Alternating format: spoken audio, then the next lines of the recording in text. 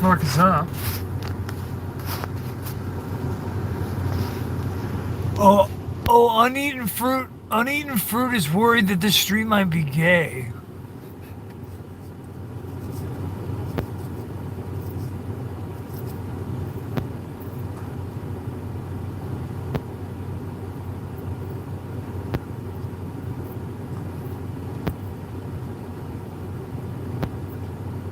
Oh man. I'm sorry. I was making the stream.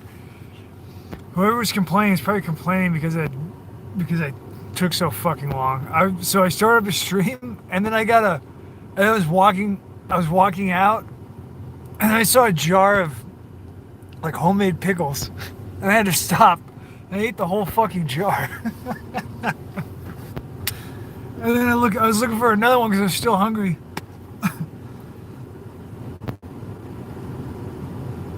Or I didn't find another one. I mean, I did. It wasn't one that I didn't want to open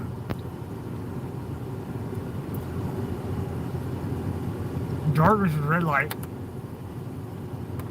There you go.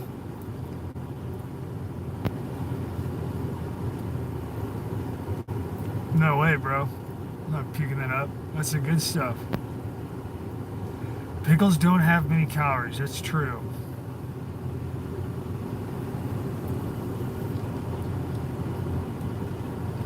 Now the really good shit is pickled eggs and pickled asparagus. They're amazing.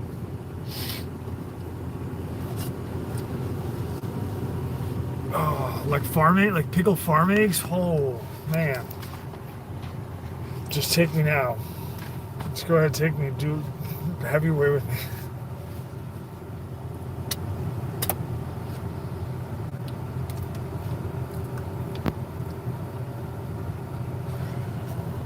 Okay. So I wanted to, as if this thing couldn't go any further.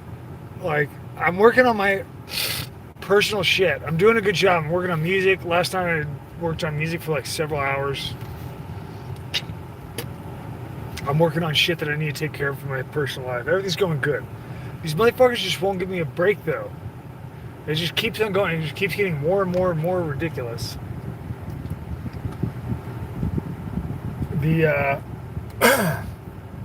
mean, I got like vinegar spit like from eating that jar. Yeah, well, Dark, it's been about 24 hours, so I'm gonna need a fucking shitload more time. So what the hell was this stream about?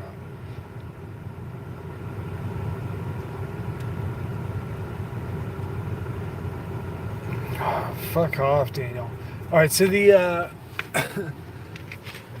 fucking okay. So the two things you've got FBI director has a fucking world government umbilical cord. Well, it's not hooked to his belly button; it's directly of his ass, and it goes all the way through his intestine, out of his mouth, and makes him talk. And that is why FBI Director Wray has been coming out hardcore against China. So basically, in the last, I don't even know when I started this shit. I think I started with this shit in January, and started writing stuff. And then since January, I don't know when I started doing videos. I haven't been doing videos as long. It's been a shorter time as we approached the hour. It got a little closer and it changed formats, but the fucking this fucking mosquito. There we go. I got him. The fucking I started to do videos and shit, and it just keeps on going and going. And when I started, people were like, people would be like, okay, bud, go ahead and take your fucking antipsychotics there, guy, you know. And then it's just been since in the last 6 months. I think that there's been about like, I don't know, like 30 or 40 consecutive things that have happened exactly the way that I said, and they continue to fucking happen.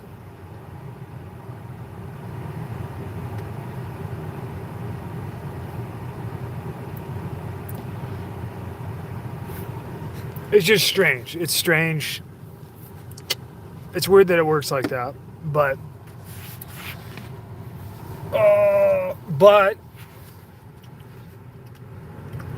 that's the way it's going to work, and that's the way it's going to continue to work. So I wanted to talk about the director of the FBI. He's obviously compromised, right? Obviously compromised. The other interesting thing, you had a I don't follow sports because it's completely fucking ridiculous, and I don't know why anybody would, but a lot of people do that. They're very into that. Anyway, there's like an NBA star or something like that. I don't know what it is.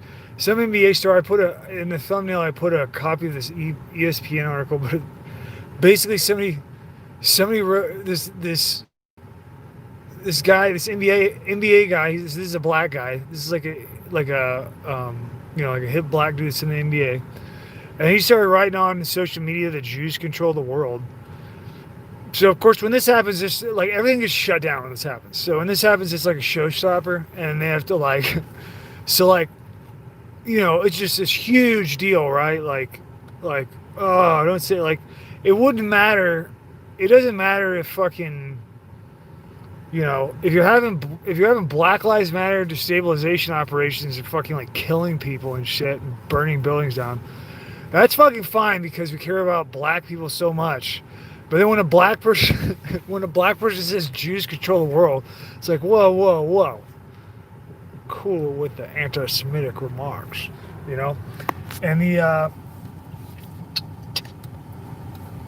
I don't even know what to think anymore. It's like, oh shit. It's like, do the Jews like, I mean, I can't imagine anybody's like sitting around going like, yeah, we're gonna do this and it's gonna work. I can't see it being anything except, the article. I'm sorry, I got ahead of myself. So this article then goes into, it says like the owner of the team is, disgusted and horrified and appalled, and he's like multiple adjectives, and then it goes into the fucking, a little like the last sentence of that paragraph is like both the owner and the manager are Jewish for the team. It's like, I just can't imagine. I can't imagine the is it just like a big joke to the Jews at this point, or is it like a funny ha thing, or is this like a like is this like they're biting their fists and they're like, fuck, is this gonna work? Or I can't believe that they're still doing this. They're still falling for it.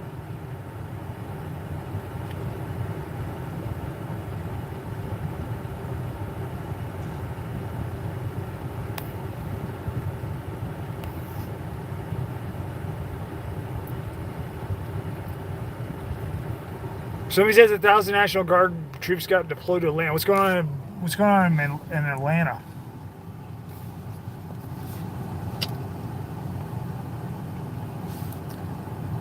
So anyway, the point of that is that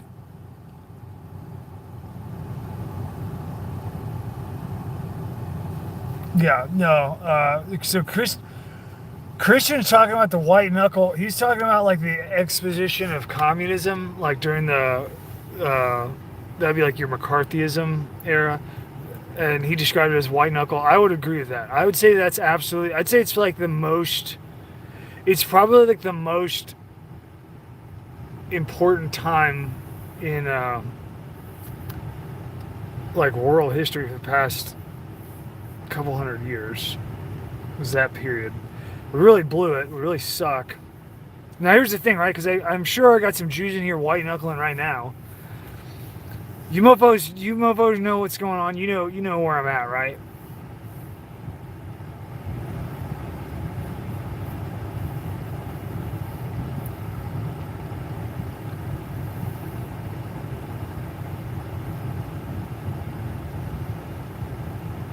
I didn't see the new DMZ. So I'm not following stuff terribly closely because it's already been initiated, right? So like it doesn't really matter how it happens because I already know that you're going to war with China. So it's like I don't need to like look at every headline. But if you care to tell me about the DMZ situation, I'm happy to read your comment.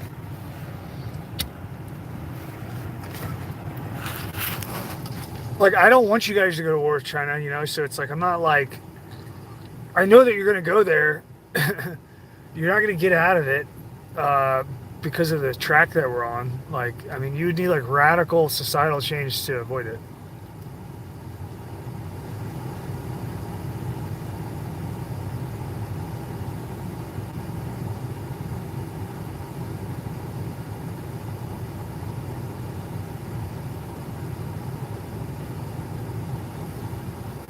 Yeah, they're pushing it hard. They're fucking pushing it hard. The So here's the interesting thing. I also posted in the this and now this one was older. This would have been from Trayvon White, who is a representative in New York, he accused the Rothschild family of like owning the world or owning the U.S. government and of controlling the weather. I guess he's talking about HARP, which has some legitimacy. It's not like direct. It's not like fucking direct like they are doing weather influence experimentation. They're attempting to get acute control over weather conditions to use as a weapon, like for like under the guise of it being like a nation state weapon. Of course, there's no nation state, so it's just world government controlling weather. That's what it's for. But I don't think that it's not that. I think that the farthest they've gotten is they've figured out like, wow, we're gonna really fuck shit up for everybody on the planet.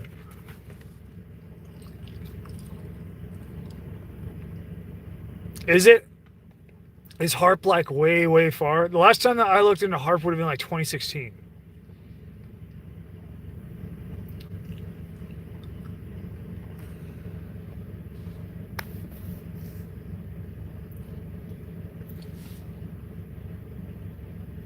I didn't see that. So I'm gonna read this. Kelvin says, Kelvin says that Alan Dershowitz had a piece where he was defending the Maxwell chick, and the first thing he says is that the Rothschilds introduced them.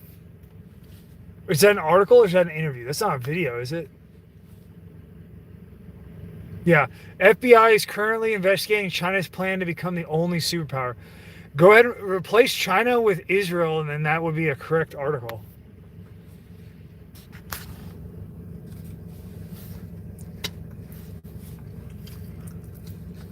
They steer hurricanes. Yeah, I know they can. I know that they can. They're like doing banking with the hurricanes. Like they're able to bank them. I don't think they have like masterful control over like the fucking azimuth of attack. They are able to do like hemispheric fucking hurricanes. I mean, I'm sure that's what the hurricanes are. Don't you think?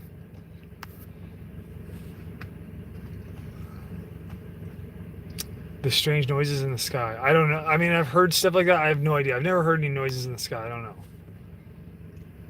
Israel is a weak country. Who the fuck is this guy?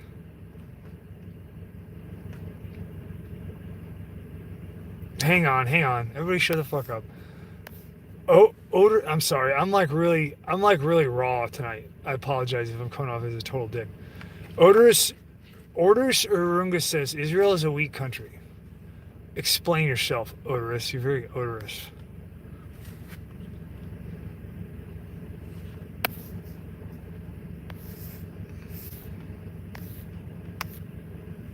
Troll. Odorous, you seem like a fucking idiot. Troll or not. You're a mentally challenged troll. You're a intellectually challenged troll. Oh, this fucking guy. This is what's great. I know. I'm pretty sure I know who this guy is.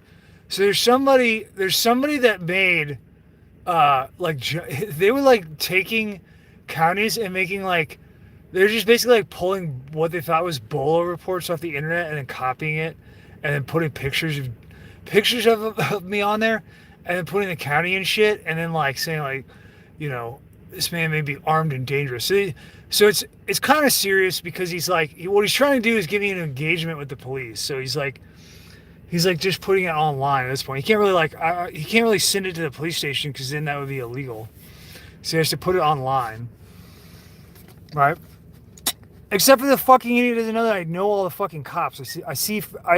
I work with the police, so I see them every fucking day. You retard. You know what's gonna happen if the cops get your bolo report? They're gonna walk over and be like, "Hi." I'm gonna be like, "Hey, Jacob, how's it going?" He's gonna be like, "Hey." I'm like, "You see this fucking douchebag on the internet?" He's like, "Yeah." I'm gonna be like, he's like he spends his time defending world government, acting like he's not a part of it. And he'd be like, "Yeah, I know, it's really fucked up. Hopefully we don't have to fight a civil war." And I'd be like, "Yeah, I know, you should go easy on him." And then Jacob's gonna be like, "No, we should shoot him in the head until their fucking heads come apart." That's what he's gonna say. I mean, he's not gonna tell you that if you call him up. He's gonna be like, "No, I would never say that." That's what he's thinking.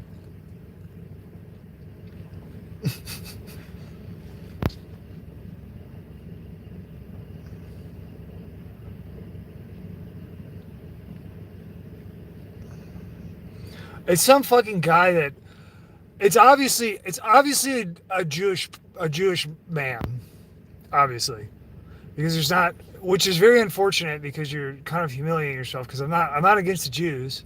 I already explained this to you.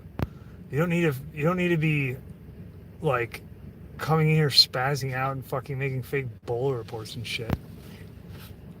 That's just dangerous. Like, what if I wasn't in the position that? What if I lived in a shitty fucking prison city like most of these fucking slaves that you got here, and then they, like, you could actually send the motherfucking bolo out there, and then, like, people end up getting killed and shit. That wouldn't be very nice.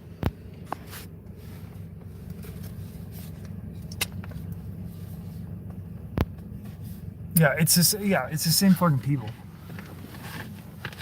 I mean, here's Juan. I assume that Juan's a Jew too. Are you Juan? Are you a Jew?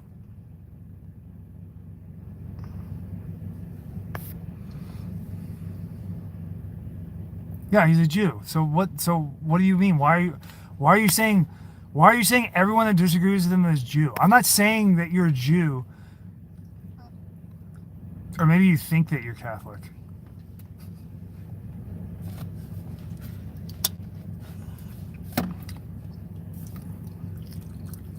No, I don't. I call people Jews when there's no logical explanation for their fucking comments other than them having some kind of problem that is only explained by... It would only be explained by total irrationality, or if they have like a neurotic fear of, like, like they want to fucking... Well, I take it back. You could be a evangelical. Evangelicals often take it upon themselves to defend Jews. You don't need to crush their ego, Dark. Don't be like that. Oh, I couldn't blame anybody for not understanding what you're talking about, because you don't even make, like, half the shit that you write doesn't even, just barely a complete sentence. No. Juan, I was talking to Dark. Dark is talking about crushing people's egos, and I'm saying we don't need to crush people's egos. It's fine. It's fucking fine.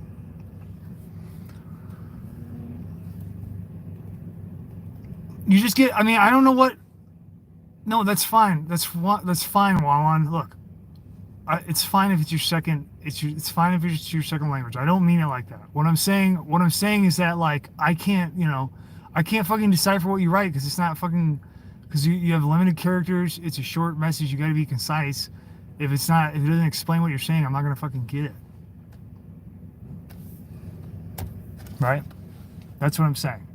Just like I'm saying I'm calling you a Jew because the shit that you write makes no sense unless you're a Jew or if you're very confused. That's the only, like, you're literally coming in here and saying like, you're saying like Dugan doesn't, like, the only reason, like, you know how batshit the stuff that I would say that I'm saying in this stream would be if it wasn't coming true. And like, I was saying this shit before it ever fucking happened, and then it just started rolling out and happening.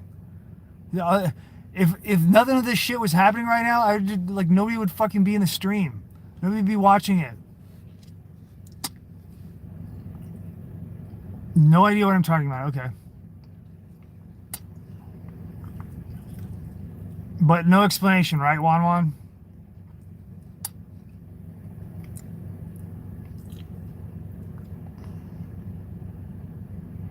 Oh shit, you sent slap. Andrew, you send me slaps? Man, I gotta get to my fucking P.O. box. Are they 50 slaps? Fuck, I hope they're 50 slaps. I'm gonna have to pull them and reload them so you don't send me RDX rounds and fucking assassinate me. But I'll pull your slap projos and reload them at 50. If they are 50. That's dope as fuck. That's a good gift. I love tungsten. Tungsten bullets are the shit. I fucked around with some tungsten like experimental handgun ammunition for this thing that I was doing, and like, so we developed loads, and I mostly just sat around. I mostly like shot and like you know, thought about the swage and shit. Like, we basically developing a swage for a tungsten insert for 9mm handgun, right? We've never done it before, so we're like, you know, there's not a ton of you know, a lot of the old AP handgun ammo is like pretty antiquated and stuff. So we're like let's just fucking dip our toes in here, see if the water's warm, and then just go from there. Well, the first couple of loads that we do, the fucking insert is pretty small, so we're like, okay, this looks appropriate. We end up weighing the motherfucker. I think the Projo itself was like, I want to say it was close to 200 grains. I want to say it just ended up being like that, and I was like, how? And if you know anything about like buying or like manufacturing swaging presses for Projos, it's like it's a considerable investment. So then we're like, okay, well, I guess we're gonna be working with this. We're gonna be working with what we got, and we had to get the inserts were tungsten carbide, which is actually harder than tungsten, and the you know, like, they're pretty fucking expensive to like make. You have to have them manufactured. It's just fucking expensive. So we had to work with what we got. Turns out we made subsonic 9mm armor piercing. Zipped right through. It was zipped through Kevlars. It was zipped through level 3. It zipped through fucking everything. No problem. Which was not the intent, but that's just how it worked up, and we're like, score. This is good. It was just interesting. Now, I will say this. If you're not familiar with AP, you got to be really... No, it wouldn't go through level 4. We didn't shoot a level 4 play because that was the requirement. The requirement was level 3 defeat. And we achieved it at like under... It was like... I don't even think we broke 1,000 feet per second. I think we were like 980 or something like that on most of the rounds. Now, I will say this. I haven't checked on. I need to go back and look at the homemade armor and see if it did anything. I did shoot it. I shot it with a 22 right after the stream. It zipped through, but it wasn't cured yet. So I will try it one more time with it when it's cured. The fucking we worked up the load in what's that fucking load development program? It's like the one that is pretty cheap. It's only like a couple $100. And it's got, is it quick load? Whatever that is. We worked up in there, and so like our pressures were good, but we were moving it. You know what I mean? We were doing efficient. We were like matching the powder. We were matching the powder to like moving the round as quickly as possible at that weight by using like fucking doped nitrocellulose, like, you know, HE doped nitrocellulose, the secret sauce from like, I think we were using like Alliant powder probably. And I mean, Dark. I don't need any homemade armor. I have like multiple armored plates. I just don't. It's not for that. I'm trying to figure out a way to. I'm trying to find a way to get like a super simple ultralight graphene armor that then I can put online so that people can make it at home to defend their family. That's what my goal is there. Anyway, we were trying to move this. We were trying to haul this tungsten carbide swaged insert 9mm round as fast as possible with the lowest pressure possible, you know.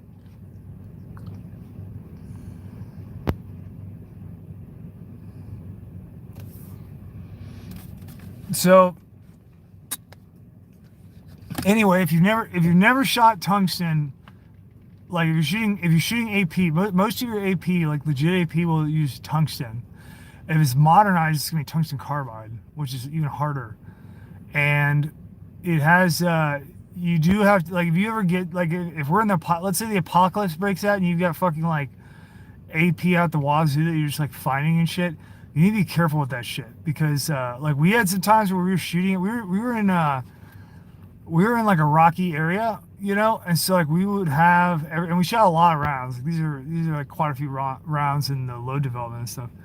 So like the all control, like a very you know, carefully set up, you know, test range and shit.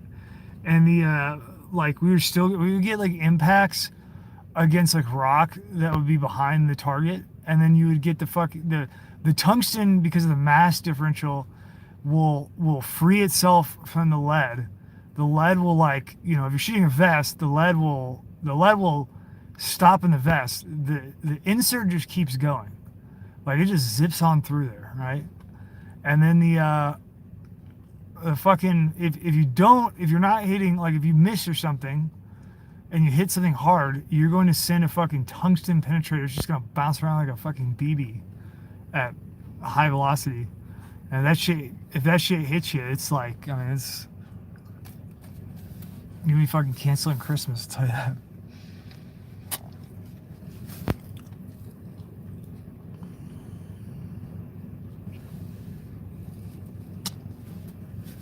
All right, so anyway, I got disrupted by the trolls. I was feeding the trolls.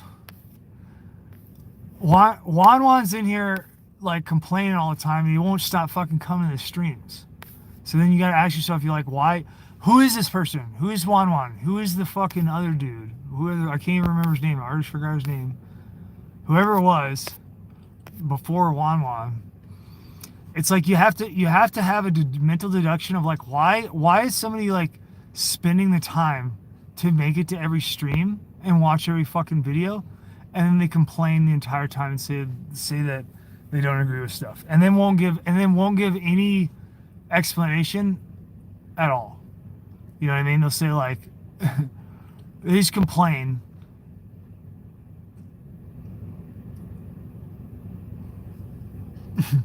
But you got to think, right? What I'm saying, Patrick. You got to deduce, right? Why would that be? Why would that be? Right? Like, you have to be highly motivated to do that. Right?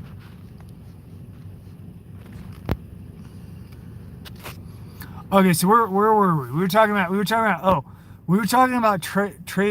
Trayvon White. We're talking about Trayvon White, who is a city council member for some district in New York City. He said that Rothschilds own the government. They're affecting weather. Well, okay, so when he said this was an older one. It just reminded me of it. There's this is like a recurring thing that happens, right? So this is not new. So basically what happens is, like, it's really interesting because basically, like, you know, I mean, you could basically be black and get away with murder right now. But, you know, if you're an NBA star and you say something about Jews, or if it's even perceived, he didn't even say Jews, I don't think. I think he said Rothschild. I didn't read his original post. I read the ESPN article, so who knows how accurate it is. But this is what they're purveying the world. This is like what ESPN is purveying, right? So regardless of if it's actually accountable to what was written or whatever, it doesn't really matter because the fucking ESPN is way bigger than this guy. And when they write an article about it, it doesn't matter if it's a lie or not. Like that's what the public history is going to account for, right? It's like what ESPN wrote, what fucking New York Times wrote, and Washington Post, and all this shit. They're going to fucking. Oh, okay. Somebody did read it. He said they were talking about He said he was specifically said Jews, and he said it sounded like Black Hebrew Israelite teachings.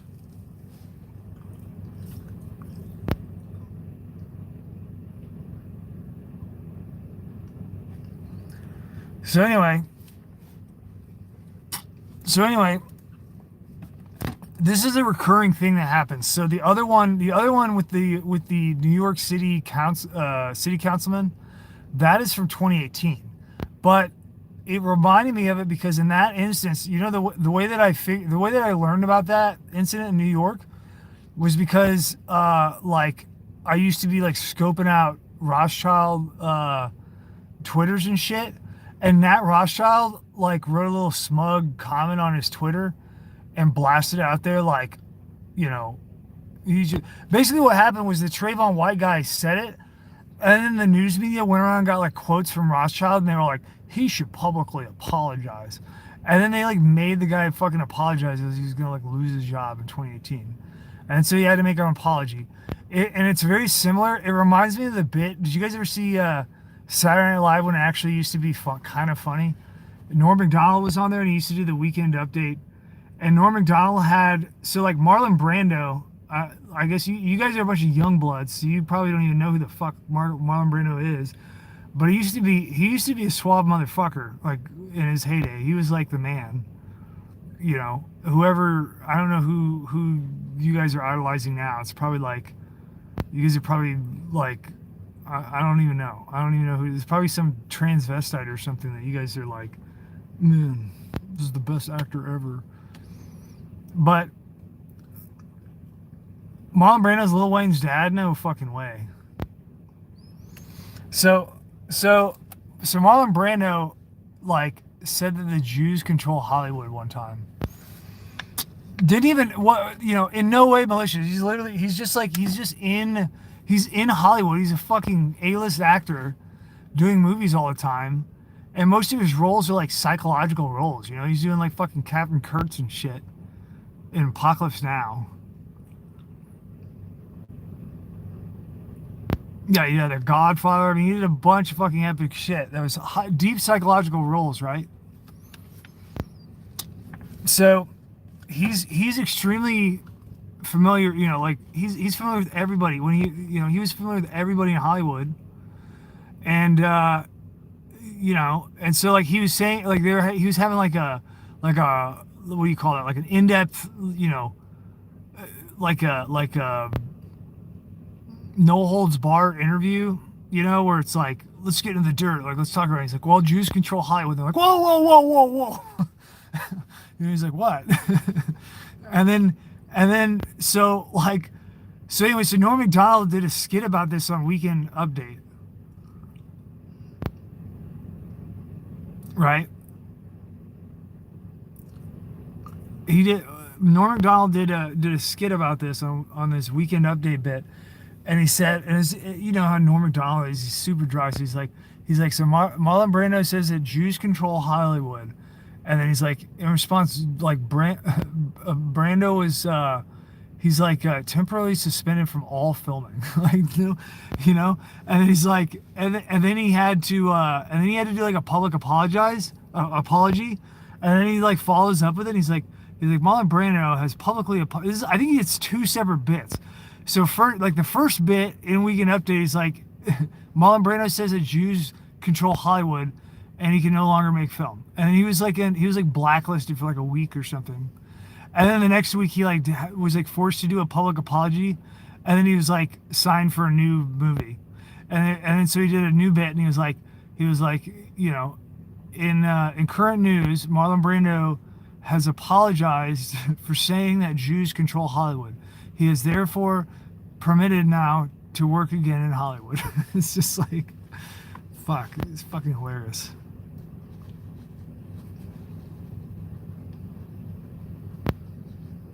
Oh, man.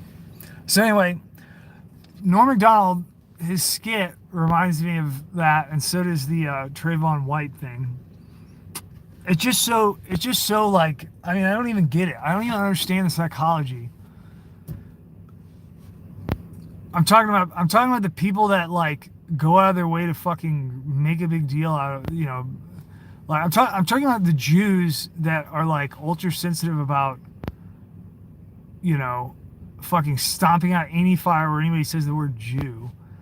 They go to like they basically like fucking raise a giant red flag and they are running and stomp out the fire. I just don't understand it. Like I don't understand. Are they trying to like foment the fucking Jew purge out of the exile, and they're just trying to make it look like they're not, and they esoterically understand that's what they're doing, or are they legit like think this is gonna go on forever and they think they're gonna like, you know, hold it back by making a entirely conspicuous effort to like silence people? Is that like, I just can't tell. You know, you get what I'm saying? It's like it's a mind trip.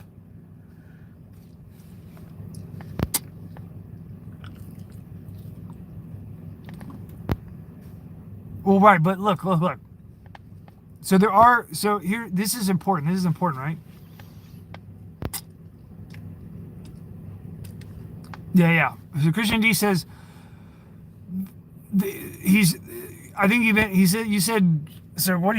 Christian said is they're trying to create another diaspora. I don't think they're trying to create a diaspora. I think he meant the like they're trying to create Aliyah, or like a program that leads to Aliyah, to return to the land by their own will, by their own actions.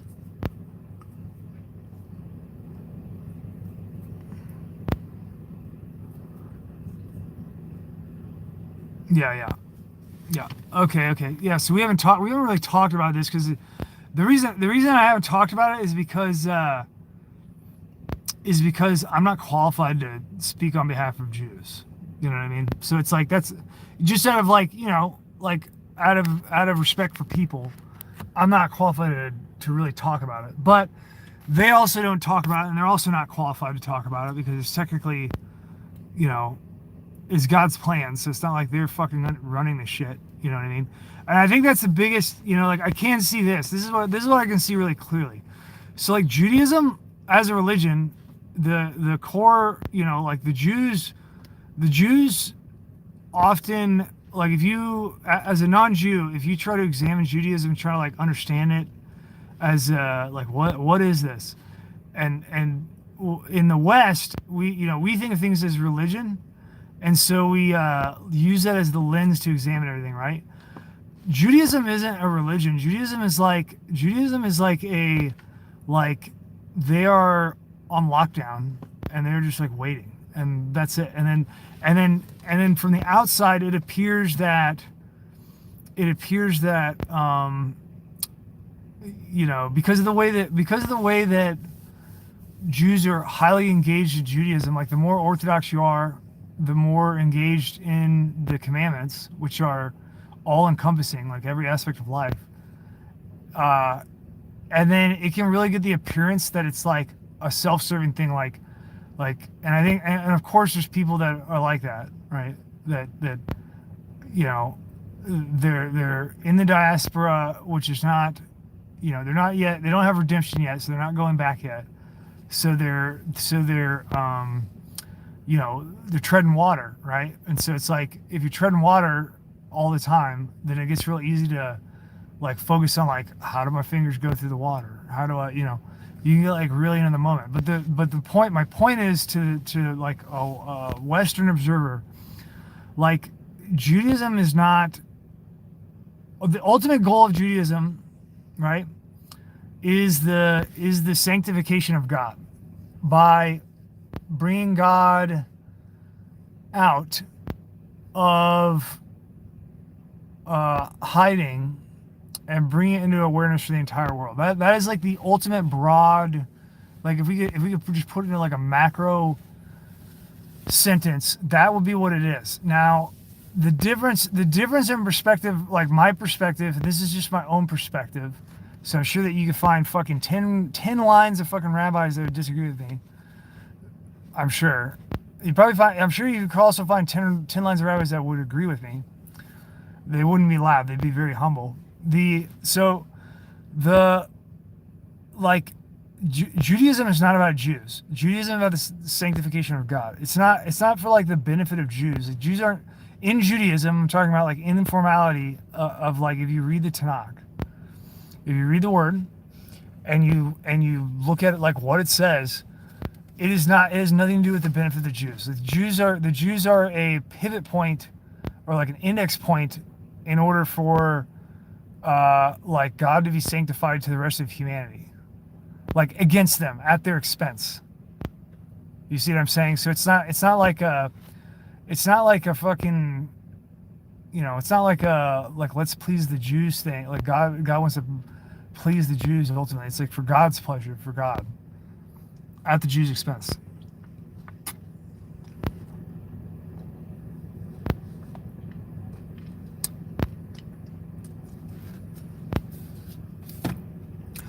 I don't think that's accurate to say that Jews think they created God. I think that what happens is there are people in Judaism that look at it that way. Just like there's people in Judaism that read it like, you know, they believe that, there are people, both Westerners and Jews, or both non-Jews and Jews, that erroneously believe that like the term chosen means like it means like a benefit. I mean, it is in a spiritual way. It's not. It's not. But I mean, man, it's so hard to explain. It's just so different. It's so different than like Western thought, and so it's really difficult to explain.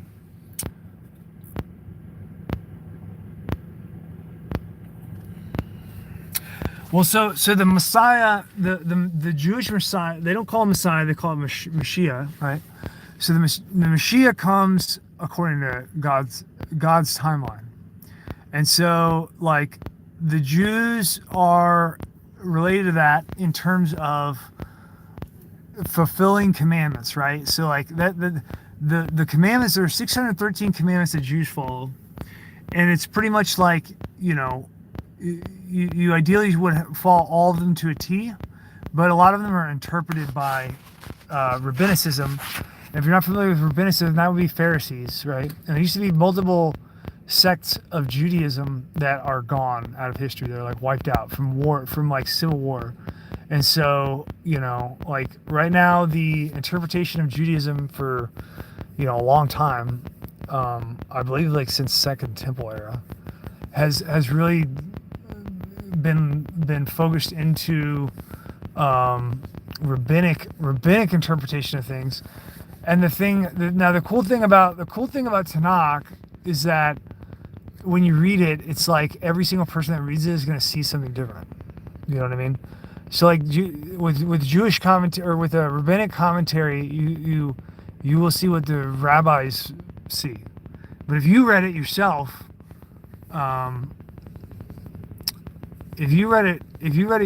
you would see something entirely different. And that's like the interesting thing about the Bible and like the Tanakh.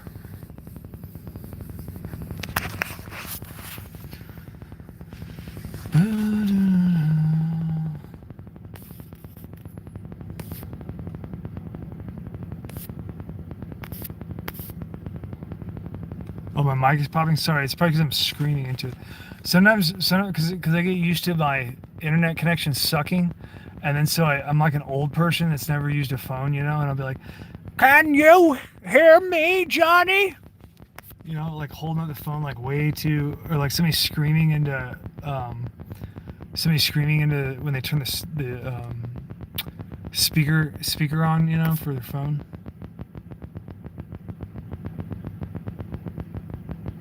You know what I'm talking about? So anyway,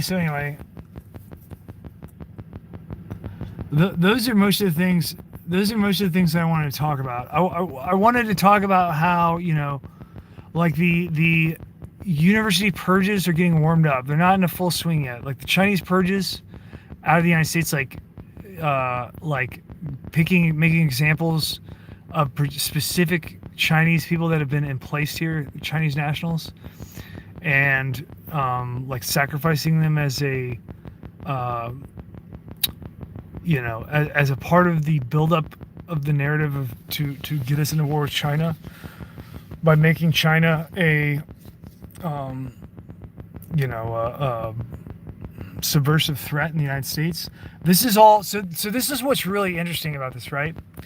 And actually, I'm making a video on this that I've been working on for a very long time, and it's close. So there was a man in the 1960s, and he actually used exactly. So the situation right now with China, right? Like how this is going, where like the Chinese are implanted, and now the U.S. government is going to start like turning the public attention to that as a threat to create a new threat. Very similarly to how they did, Al Qaeda and ISIS and the war on terror and things like that, right? It's extremely similar to that. So you're the general public is the synthesis, and they are creating the antithesis right now with the buildup of the narrative of like everybody's got to be paranoid about Chinese, right? Now there's a guy in the 60s that I have a recording of that literally uses exactly this scenario. This would have been 1961 is when the recording is, and he actually talks about it as an analogy to describe what happened to Germany, but in the eyes of like America. He's talking to an American audience. So what he's doing is basically saying like Americans don't understand, like history in terms of like what transpired and how the Germans perceived it, that led to the events that shaped the human history in the 20th century, being World War I and World War II. And he's like, the public, the world public doesn't understand because the media is all consolidated and controlled, and so they don't get they really feed you a perspective. And so to communicate the perspective of Germans of like what they saw from the inside looking out, he described a analogous hypothetical where he was talking about, he was like, he basically said, he was like, imagine what would happen if we went to war with Red China, and then we were fighting the war, and then suddenly Russia got brought into it, and now we're fighting China and Russia, and it was like a crushing sizable force that got added to the initial conflict after we entered it.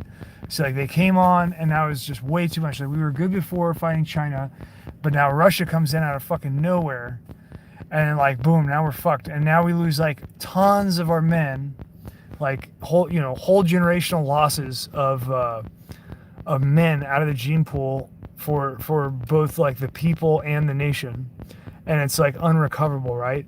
And then after, let's say like the conflict gets done, and then the society has to deal with like reparations and like basically like monetary enslavement for ever, because you're never gonna get out of it. And so now they're just like indebted, and you have like all the hyperinflation and shit like that. And then you find out that the Chinese citizens in the United States were, now this is like his story that he's telling, right, in the analogy. So then you realize that the Chinese citizens in the United States were working with the Chinese the entire time to contact, on their behalf, Russia, in order to ask Russia to draw them into the war against us, right? And what he was, that analogy, he was describing the situation of the like basically like Jewish subversives in the government and in the in the international media who worked to bring the United States into the war. That's what he's describing. So he's doing a parallel he's doing a parallel hypothetical in order to flesh that perspective out, so that Americans can like have a possibility of empathizing and understanding like why just why history took the course that it did, right?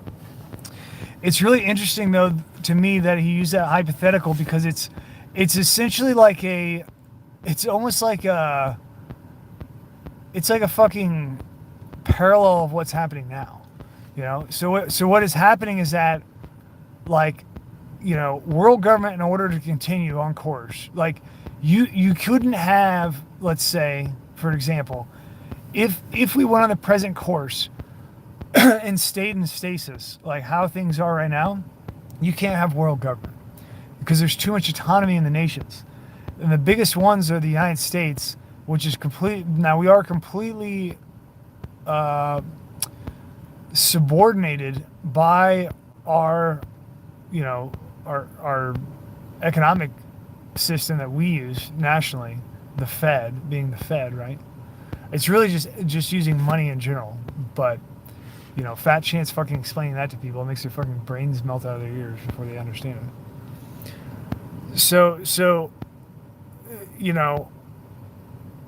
like in the United States, we are inundated through our money, and we are a threat to world government because we don't even know that, right? Like if we knew, if in the United States, if the U.S. population of men understood what was what was going on, then we would be a threat, right?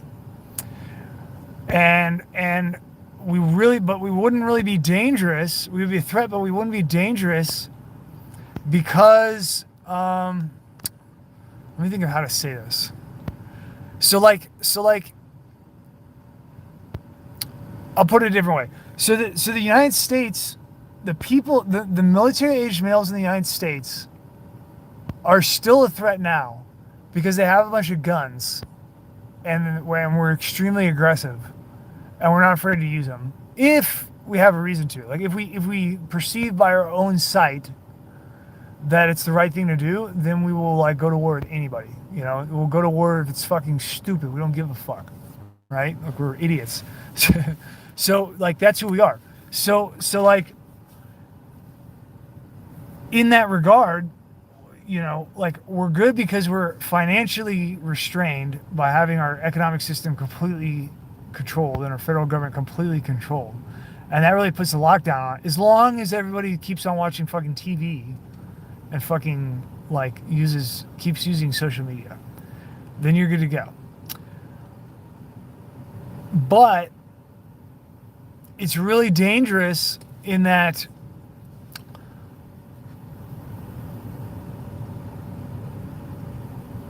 how is it dangerous? If the males in the United States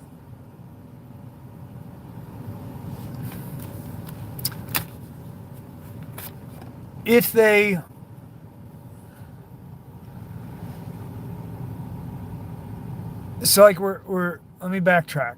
So we're economically inundated, right? But we don't know it. You see what I mean? So like we don't know, the men in the United States don't know that we're inundated. Like they don't know that we've lost the country already. They have no idea.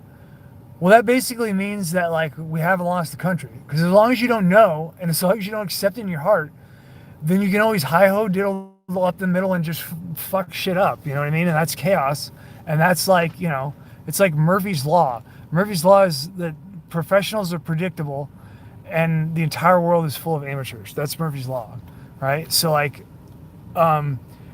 we're super dangerous because we don't know that we're controlled, right? If we knew that we were controlled and we accepted it, then we stop before we even start, because we already accept the control measure. We're like, well, we don't do that. That's not the way that it works. We don't have that though. We still have all the fucking John Wayne movies and fucking Clint Eastwood movies where, we just go get revenge and we just fucking shoot them just because we can, because they fucked with us. And that's like the narrative of the psyche of the United States, right? Of like the people in the United States. I mean, we're revolutionaries, kicking King George's ass, fucking fighting civil war for basically no reason at all, just because it seemed like a good idea. Like, you know, all of this shit is because we don't know that we're fucking controlled, and so you get walked into control measures, right? But that also means, what that means also is that we're not defeated, right? Because as soon as you know that you're controlled, that's when you're defeated. It's not really. It's only in the beans and bullets, like the actual material and the network of how material is traded, that we are under control. You know, via finance.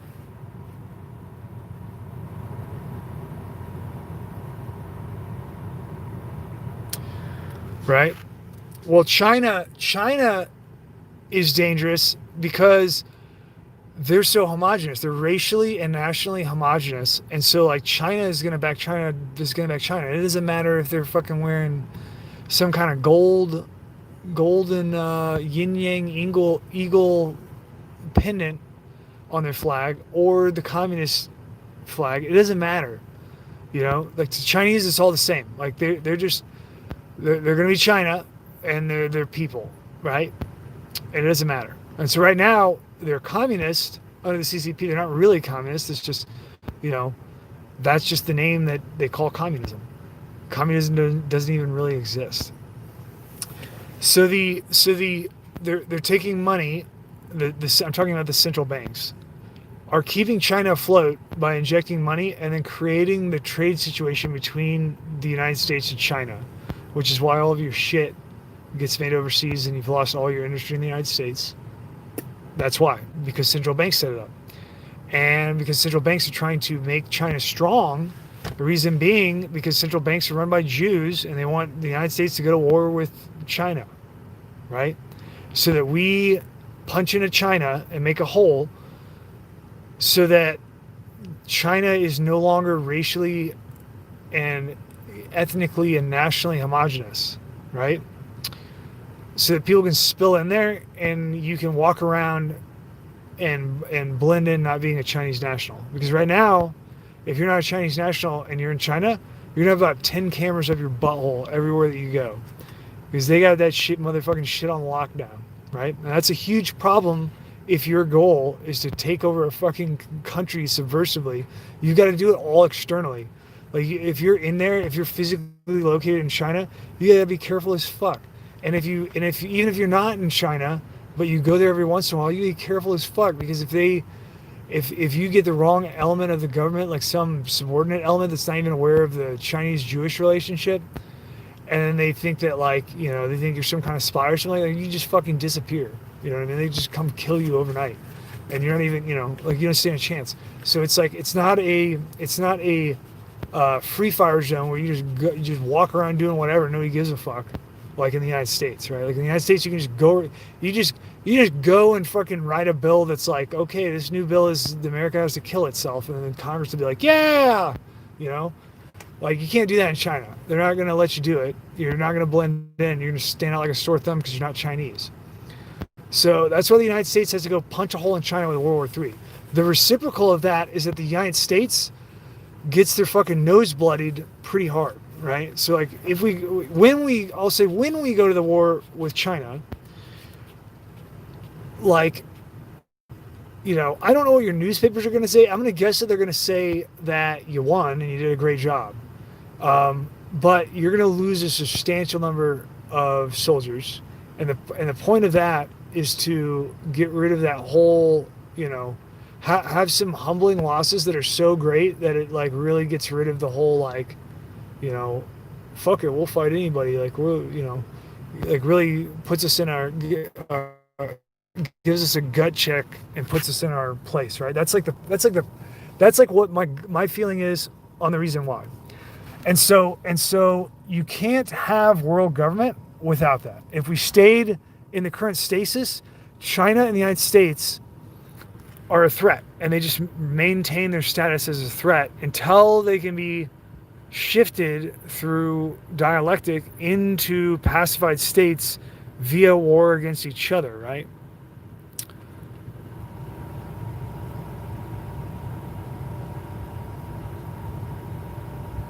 You guys get what I'm saying? That's kind of the whole deal. Now, the nuances of it are that, there are certainly elements within Chinese government that are aware that this is going on. And there are elements in the American government that are aware that this is going on. And I don't even think, I'm sure that even in the United States, there are some elements in the government that have nothing to do with Jews. They're not Jewish. They're just, you know, good goy money chasers that are in bureaucracy. And they view it as like, they probably have some kind of parallel story in their mind where it's like, you could say like, we are a subversive Jewish infiltrator element in your government. And, we're going to cut you down to size. And they would be like, yep, yep, yep. And they hear in their head, they'd hear like some kind of, this is progress type of thing. That was a really stupid explanation, but you get what I'm saying. Like there's lots of different perspectives involved in how this thing coalesces. And in China, it's logically dictated that in China, because they're so surveillance heavy and they're pulling data all the time on everybody. Like all the fucking Orwellian technology for identifying people and recording everything forever. They got that shit. They got the PhD on that in China. So like they know exactly any person, any swinging dick that's leaving out of China, especially one that's going on a plane on record, on like receipt record, they bought a plane ticket and they're going to the fucking United States and they got like a work visa to like, be placed in a university for some kind of, hands across the world. We share information, but not really. We're actually just setting you up to get accused of being a spy type of deal. Like the Chinese have to know about it because they're seeing all of these Chinese citizens over the years. 'Cause this is a long ongoing process, right? Like the initial relationship with China started to get developed with Richard Nixon, and he did a lot of trips to China in the 70s. That, by the way, anecdotally interesting, if you research presidential text, like dialogue from all their speeches, so if they made a speech, whether it's like radio or televised or whatever, there are archives that record word for word their speech that they gave. And then you can in these sites where you can find archives, you can actually do like keyword searches and shit. So if you use the term, which I don't like this term, but it is interesting. This is just interesting. So if you go to the sites and you keyword search the term New World Order, the first place that you really see it, well, you see it with Franklin D. Roosevelt uses it to describe the submarine situation with Hitler prior to World War II. When they're building up World War II, he says that in a speech. That's on video. They actually recorded that on video. The next time that it's really used in any kind of significant capacity is by Richard Nixon at a dinner, like a diplomat and industry dinner in China in the 70s. Just an anecdotal, interesting point. And then once you get up to like George Bush Sr. George Bush Sr. uses the word New World Order about 93 times in various speeches through his presidencies. Pretty interesting. So anyway, China has to be aware that it's logically necessitated that China is aware that they have to be aware of which Chinese nationals are getting exchange visas in the United States to like be present here. They have to be aware of who signed off on it in the United States, the Department of Immigration or any senators or anything that are working to make this program smooth that's been going on for long term now. China has to know all this shit. You know what I mean? Like they're gonna know it. They're gonna know that like they're going to war game in their political arena in China by themselves. They're going to be wargaming when they're like, gee, the United States is sure bringing a lot of fucking Chinese over here. Let's say they didn't know anything about it. They're going to be able to wargame and identify ahead of time out of their possibilities of like, what could this mean? Why are they doing this? Everything's for a purpose. Like nothing's just like random. They're just like throwing fucking pennies into a wishing well and just, hoping for the best. Like they're going to wargame everything and they're going to go, there's XYZ possibilities of why the United States government is hot to trot to fucking go out of its way to bring the Chinese immigrants in the United States outnumber the Mexican and South American immigrants, right? You guys understand that, right? It's extremely significant.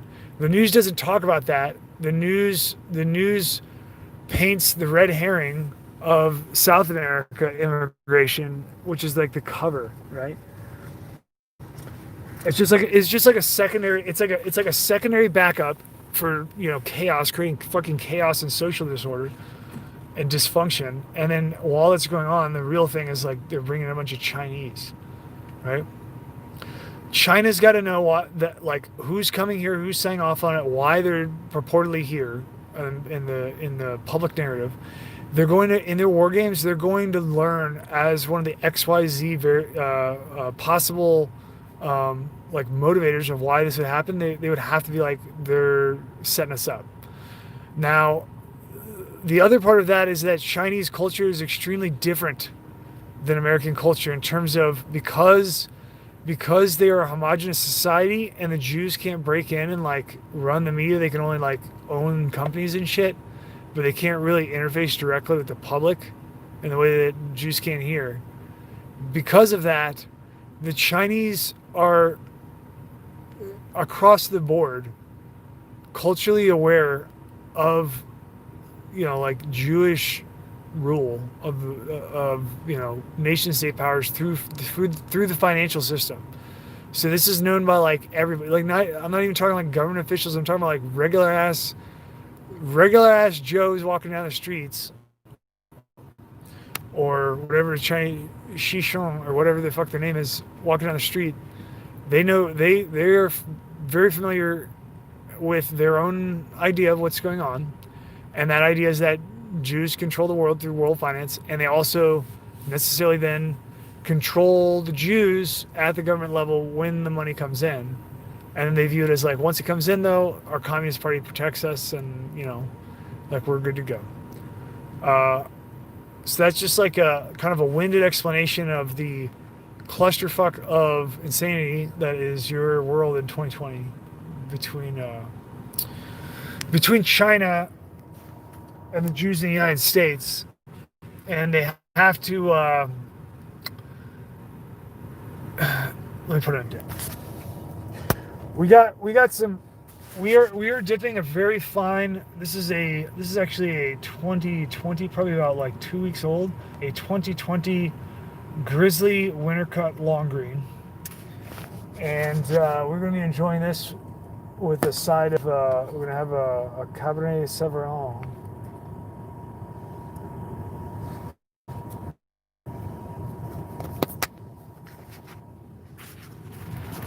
And so it is necessary for world government to have World War III between the United States and China and to have them fight each other. They can't have other people fight China and other people fight the United States and they don't fight each other. That won't work. It's got to be the United States and China because those are the two nodes of the problem for world government at this juncture. They're going to have more problems. After they get that, they're going to have some more small, protracted things that they're going to have to worry about then. But that's not now. The biggest thing is just China and the U.S. And that's why it is 100% for sure that you're going to go to war with China.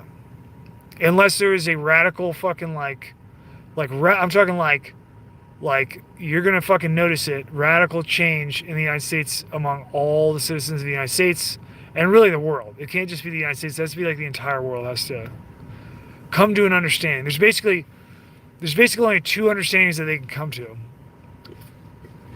And we'll get into that. But the Chinese are certainly aware of it, and they're working with the Jews. The Jews' position in Israel. Now, when I say Jews, I don't mean like all of diaspora. I mean Israel. Now Israel, if you didn't know this, is basically like, it's basically like, well, how do I put this? This is going to be really difficult to explain. I wonder if I should even try it. Maybe I should back up and skip over it. So the World War III is absolutely necessary, and that's what's going to happen. Not only is it necessary by deduction, logic deduction, it's necessary by, if you follow the CFR, if you follow fucking like The Economist or Foreign Policy magazine, like any of that shit, they've been talking about it. They've been fucking wetting the pants for a Chinese-American war for about 2 fucking decades. In the last decade, they've been talking about it like it's imminent. You know? So you know, you may not believe that you're going to go to war with China, but the fucking people that print your fucking funny money are pretty fucking sure of it. They've been talking about it for a long time. They got a lot of eggs in that basket. So you can roll your dice if you want. Now, here's the thing, right? Here's the interesting thing. We'll touch on this, and then I'll go back to the thing that I skipped over, if I remember. China necessarily and deductively, it's a very high probability that China is going to betray the state of Israel. The reason why is because the Chinese are so nationalistic and culturally homogenous, and they're so aware of the Jews, and they're so smart, they have to understand where this whole thing is going and what the actual purpose is for. And so this time what's going on is that, like, the Chinese most likely are going along with this whole plan and like doing it up to the point where there's enough world chaos to where they can fucking shake loose their chains, and they're gonna fucking split and lock this motherfucker down. You know what I'm saying? Like they're gonna detach from their master, and that's what they're gonna, like, that is what this is all about. Like, that's why they're going along with the Jews and stuff like that.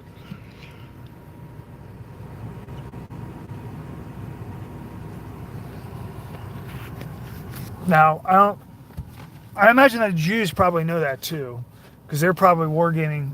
And I need to stop saying Jews. I need to be very careful. Not because of Jew. I'm not worried about hurting Jews' feelings. Like, that's not what I'm worried, because I know they're not going to have their feelings hurt if they're good Jews. They're not going to have their feelings hurt. But the Israel, they probably know about this shit with China, because they're probably wargaming. They're probably going, hey, you know, China's probably going to try to fucking shake loose and go buck wild, you know.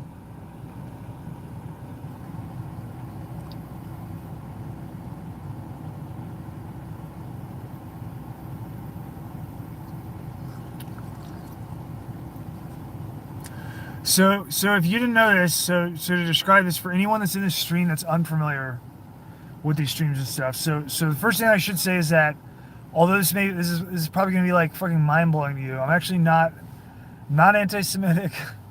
I'm not anti-Semitic at all. I'm not anti-Jewish. Okay. Now,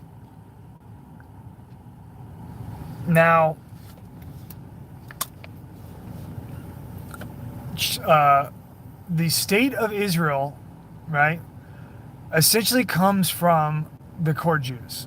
Now, the court Jews range in the way that they interface to Judaism, but basically when the concept of nation states came around, all the court Jews kind of like dissolved and went into like private retail finance, and then, for lack of a better term, they elected a house, which would be Rothschild House, to consolidate power, so you don't have a bunch of, like, you know, it's like a tree, right? Like if you're gonna prune a tree, like when a tree is growing during spring and summer, it's come out of dormancy, it's already established roots through the winter. You know, if this is like a seedlings, you would have planted it the prior summer. It survived the winter. and it put down a root system, and then it will, you know, it will rotate cyclically off of that cycle in order to get its new growth, right? So like now that its root system has been established, now it can push energy from photosynthesis into the top half that's out of the ground, right? Now it has a bigger root system, right? And then it's going to, if you're going to prune it, you would wait until it went into dormancy again, and then you would prune off like everything except for what you actually your most efficient setup for fruit production, for whatever your goal is. In this case, fruit production, like massive fruit, let's say, right? If you have a bunch of competing branches and you never prune it, the energy that becomes available via the root system has to get distributed to every single spot that flowers and forms a fruit. Well, now you just get a bunch of teeny little ass fruit that nobody wants, right? It's not your goal, because your goal is giant fucking fruit. So you have to have, you know, you have to have a cooperation in the plant as an organism to be able to lose the limbs that you don't want in order to direct the energy into like one main leader, right? One that, like, literally it's called a leader. That'd be like the branch of the plant as it's growing to train it into its final shape. The Rothschild house is analogous to that, in that when the court Jews emancipated themselves into free finance, they pretty much elected a house to represent, like, you know, the apex of that power, right? And that is through that, via finance, that is the way that the United States got subverted. The United States got subverted during the period of industrialization. I'm talking like prior to civil, I'm talking like steel era, the railroad era, and the oil era. Like, I'm talking the introduction of steel in industry on mass production. I'm talking about building railroads all over the United States, modernizing ports, all that shit. So that, you know, primarily you've got like your Carnegie, Rockefeller, you know, shit like that. Those are all fucking, those guys are related. They're connected to Rothschild House through intermediary businesses, right? But that is what it is. So prior to that, you know, the last round would have been the War of 1812, and it didn't work that great. I mean, as well as they hoped. So then you get like the seeding program. It's like the industrial seeding of the United States, where it's like you get a bunch of goodies, you get a bunch of new fast trains and shit like that, and like, woohoo, I get to go work in a slave, you know, metal factory where, you know, Upton Sinclair's gonna write the Jungle Book about. So you get the fast fucking choo-choo engines, and then in exchange for that, like, you gotta kind of like fall in line and don't question the bureaucracy that's forming, because like they don't have time to slow down for you. They're full speed ahead on the progress here, and you're just too dumb. You lowly peasant, you're too dumb to even contemplate the science that's going on here and the progression. It's just so high speed and exponential, and it's like the fucking York peppermint patty commercials from the 90s, where like the dude fucking like whoosh, just like traveling through the air while holding still in a brisk wind, right? Like that's like how, you know, the bureaucracy behaves when it gets formed. It's like it's too important.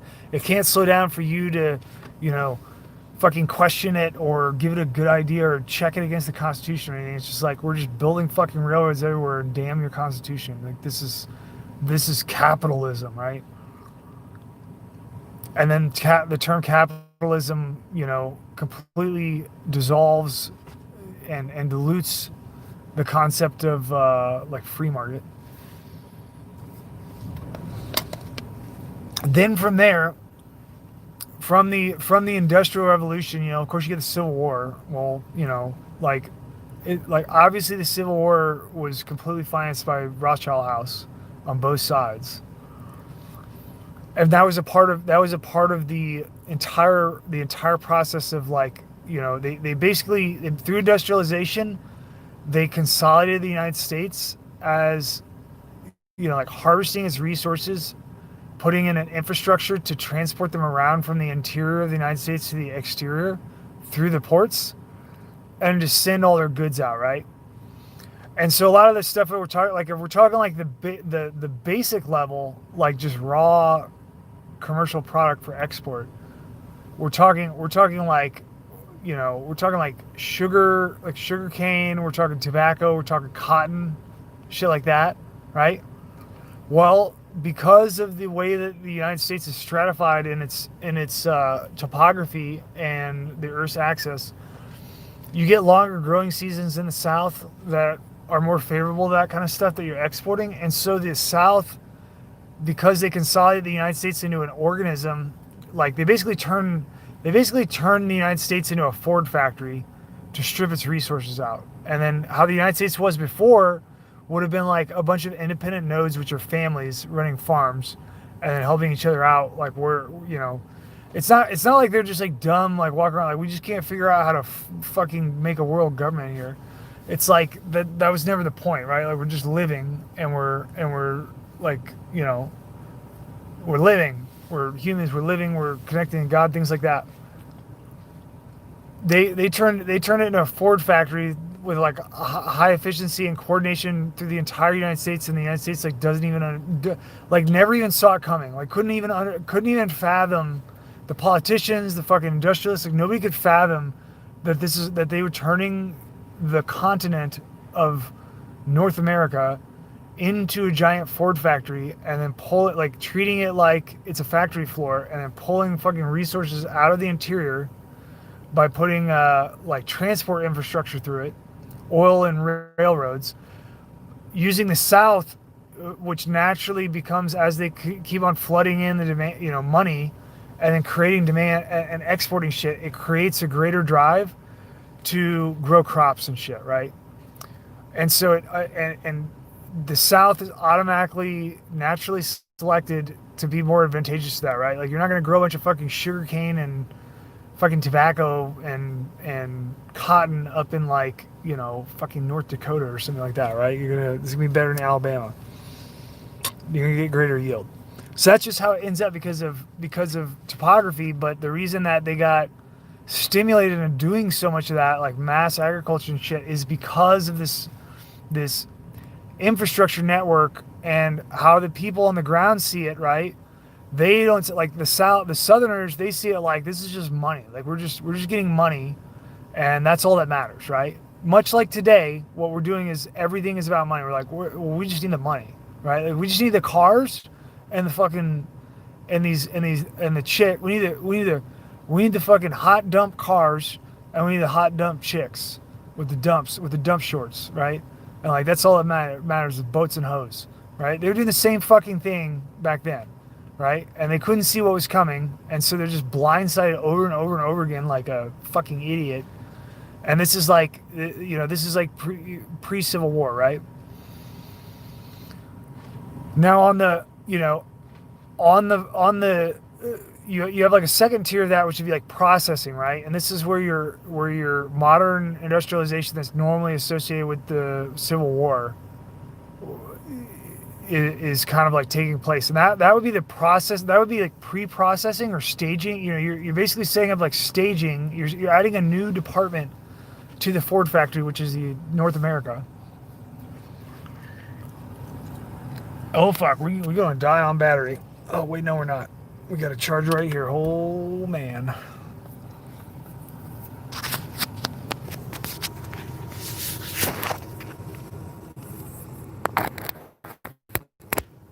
So your cotton, right? Instead of just like sending it out and sending it to wherever to get processed and shit, you set it up with some controlled factory jobs, right? In the East Coast, right? Which is what's on the East Coast nowadays? All your fucking communists and fucking city slickers, right? That's your East Coast. You know why? The reason that they're on the coast is because on both coasts, this is analogous. This is the same thing for the West Coast. The West Coast is just later, right? They hadn't inundated it and like wrapped it. They didn't. That bay of the factory, of the Ford factory that is in North America, that bay was like closed off. It was just an empty floor, and they hadn't done anything with it yet. On the East Coast, they're shipping it out of the southern ports where the commodities are harvested and packaged and shipped out down the Mississippi River, out of the southern ports. That's like how you get to the interior of the United States. That's how you get shit out. It's whipping around. It's going to merchants and shit. And then once you start getting the technological development of mass industry, now you pull people out of the interior, send them to the fucking East Coast, like strip their roots out so they fucking forget. They're all chasing money. They're going for boats and hoes, right? That's the game now. We don't care about God or, our purpose in life or anything like that. We just want boats and hoes. So they fucking rip you from your roots. And now you can't. You already came over here in the colonies and shit, so you're all fucked up there. You don't know your history, most people. And then they're like, okay, come get a shiny new pair of shoes at this factory job over here on the East Coast that we just set up. Now you go over there, right? Now you're doing fucking staging of the commodity products into cheap labor to make, but they're jobs that didn't exist, right? It's all about the jobs and the economy, right? That's what Trump said, right? We gotta have jobs and economy. That's all that matters. So you're getting sent over there. You're processing cotton into textiles, so they're pre-staged for distribution into Europe and India and fucking everywhere else, right? Now it's going back. It mostly goes to Britain. That's because Rothschild House, the power part. Rothschild House is there was initially five houses, five divisions of the houses, and they would divide up. Just like a business, they would divide up departments, right? The head of the house, your like CEO quarter is Britain, right?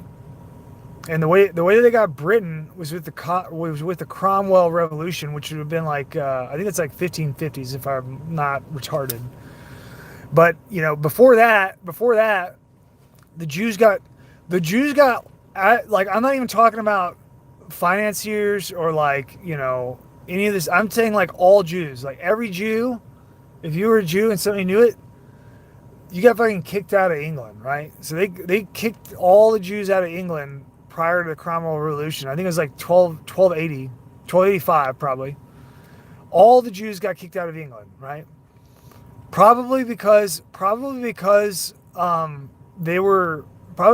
they didn't like their peyote curls, I'm guessing. They looked at their peyote curls and they were like, we don't even like that. All the Jews have to leave England now, right? That's probably what happened, I'm sure, right?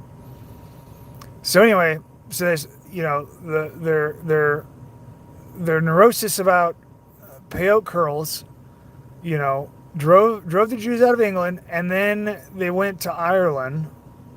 And then, we didn't have the internet back then, so you couldn't make like Instagram posts about it, right?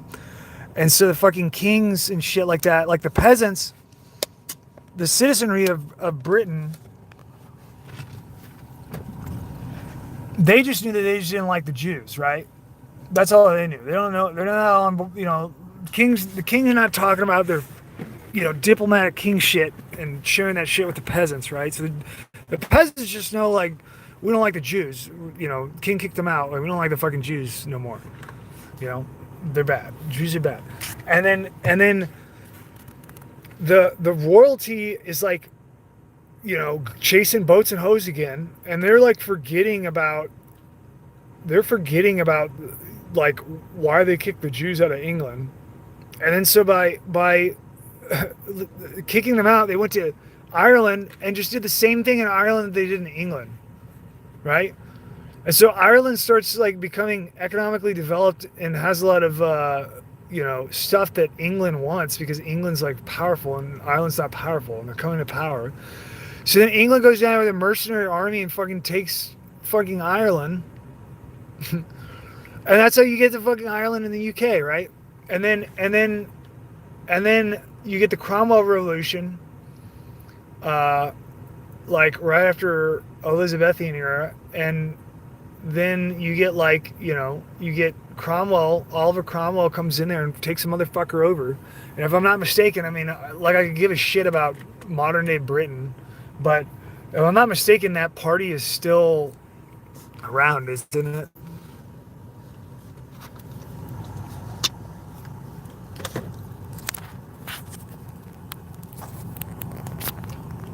I don't know. So anyway, so anyway,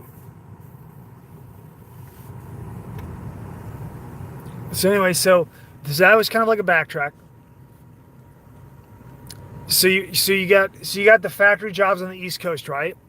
The reason that they're on the East Coast is so they can ship your pre-staged cotton textiles or whatever from the coast, right? And so they had to bring all the people over to the coast from the interior. They pulled them out of the interior, sent them to the coast, put them in their little factory slave jobs. The United States government let them do it because boats and hoes, right? They didn't put any boats and hoes in the Constitution, and that's what people really wanted, and so they went with that. So they're like, okay, fine, we'll get the boats and hoes. You guys make your factories here, and we just we won't worry about it, right? Well, that's why you got the Civil War, because now they've got to reorganize the United States to update its software to Windows 10.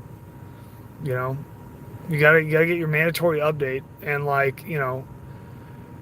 in the South they were really getting boats and hoes because they had fucking like slave. They just had the old school slave labor. You know what I mean? But this is a problem because your entire means of production, which is slavery, as a system, is entirely in the hands of the South. You see what I'm saying? So like the factories that where the shit comes to, they can put up as much PO purchase orders as they want. They can be like, we want 1 million of whatever, right? But the South can just be like, go fuck yourself. They can just do whatever they want, and that's not good.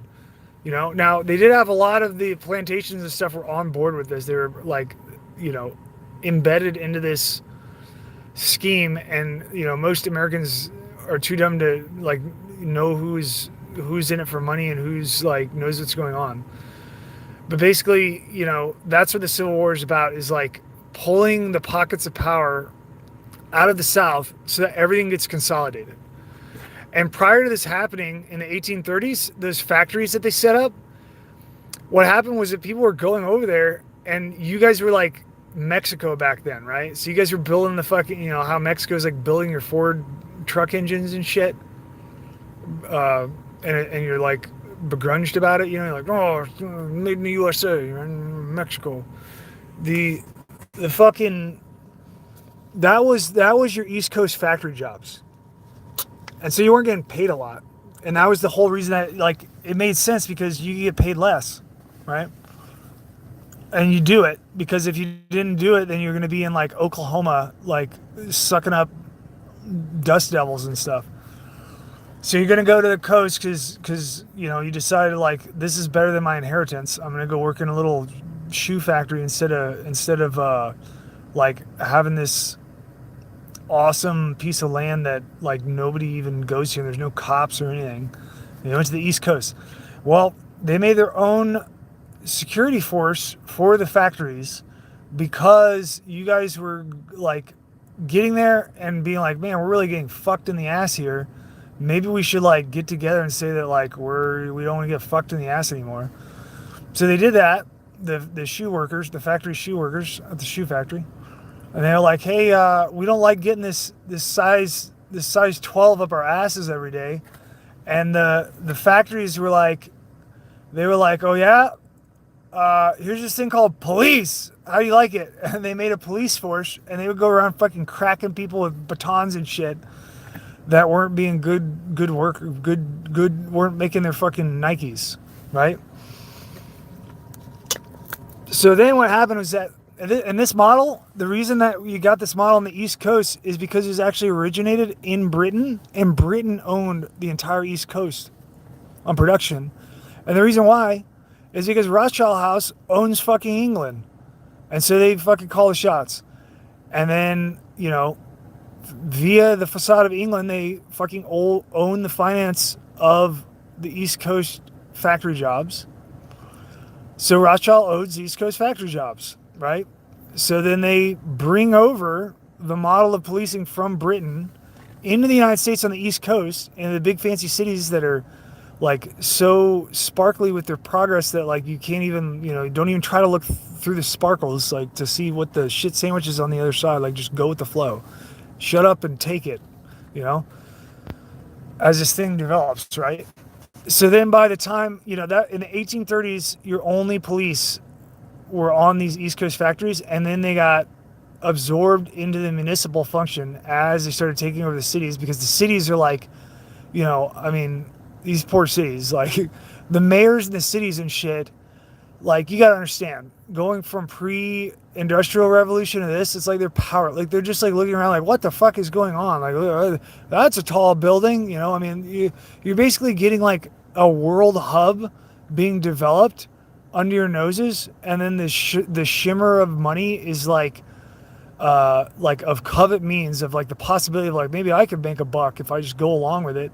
Everybody just shut up and took it in the United States because they were just like, wow, these people know a lot more than me.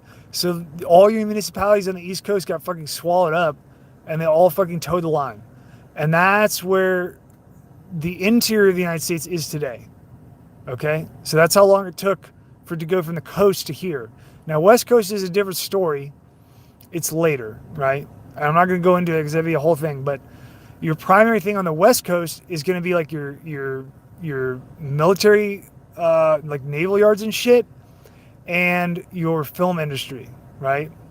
Like, which is the HR flyer, it's like in your Ford factory analogy for the North America. Your West Coast is like your HR department, I guess. Would that be HR? Yeah, human resources. They do like the company propaganda and shit. Or it'd be like your graphics. It's your graphics department. That's your West Coast. They had to make a graphics department to tie this whole thing together so they could start chasing ass in the interior of the United States and get all the Midwest boys, right? Because they're not really towing the line. They're like, the Midwest is like I'm here in Missouri, and like in the Civil War, we had Bloody Bill Anderson and Jesse James in this area. The Jesse James is better well known, but basically these guys are like, they're historically known as Confederates. They're not really they're just like Missouri boys were Confederate because that's just like what they were, right? Like there's not really much of an ideology. They're just like, yeah, this is what we're doing, right? And then they were like, oh, there's a Civil War going on, and they're like, oh, do we get to shoot people? And they're like, yeah, sure, I'm Bloody Bill Anderson. Then they were like, okay, and they just started like executing Union soldiers that were passing through, and that's where you get like that's Bill Anderson, who's like shooting people on trains because he just doesn't like them, and then like and then you get like out of that you get all the gangs spiral out as the Union from the East Coast starts to send in troops and shit to chase these fuckers around all over Missouri, and they're like running around, trying not to get killed, and they just started like robbing banks and shit. And that's Jesse James, right? So that's the interior, and they need to get those boys under control. It's a struggle that still goes on to this day. So the point of that was that like Jesse James and Bloody Bill Anderson have very little to do with the Confederacy, because the Confederacy really, if you want to know about it, is like kind of like fake anyway. It's just fake, just like the fucking Union is fake. This is all fake. You guys are just a bunch of people that could have gone fishing, but instead you wanted to like kill each other in a civil war. So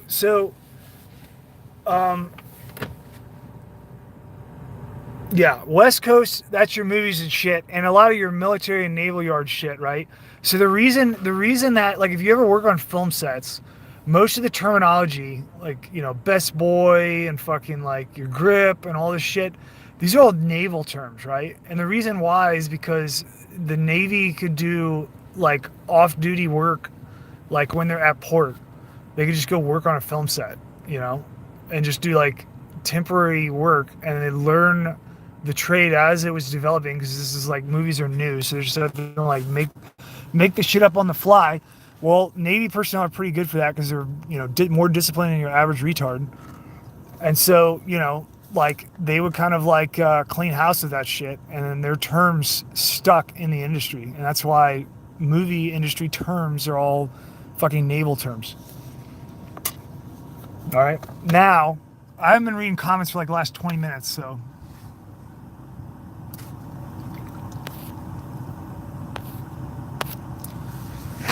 I don't even remember. I just kind of like started free flowing. I don't even remember what we were talking about. We were talking about the, you know, you get expansion of the police post Civil War, police go national, right? So once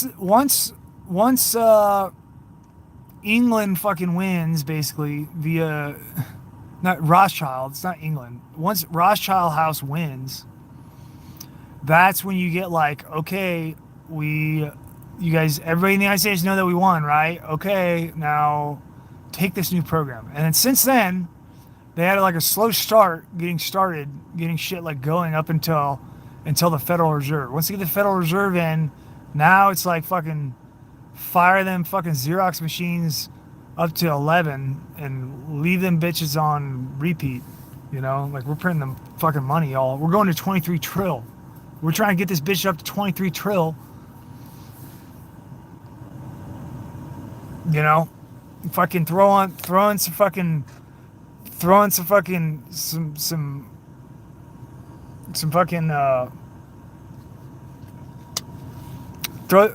open the doors, turn up the fucking Blaupunkt. We're gonna be playing you know, some kraut techno, and then we're gonna throw these Xeroxes on repeat and get busy. Right? Now, since then, the major thing that happened, we in other streams and stuff, we talked about like World War I and all that shit. After World War II, that's when you get the rollout of all the shit that we are sick of today. Like, I mean, you get it on steroids. You pretty much everything that you know as a alphabet soup agency gets shoved down the American people's throat via the corrupt Congress after under the guise of progress, like under the guise of like, we have this new system that works great. Here's like a technical advisor team from you know, the private industry. These guys like make a lot of money. You guys like money, right? Boats and hoes. Well, these guys make money. You guys should listen to them. You know, because you guys are stupid. You should listen to them. They make all the money. You can get your boats and hoes. We'll link you up. Everybody's happy. You know, don't worry about the Constitution. And then they just fucking went out the wazoo with the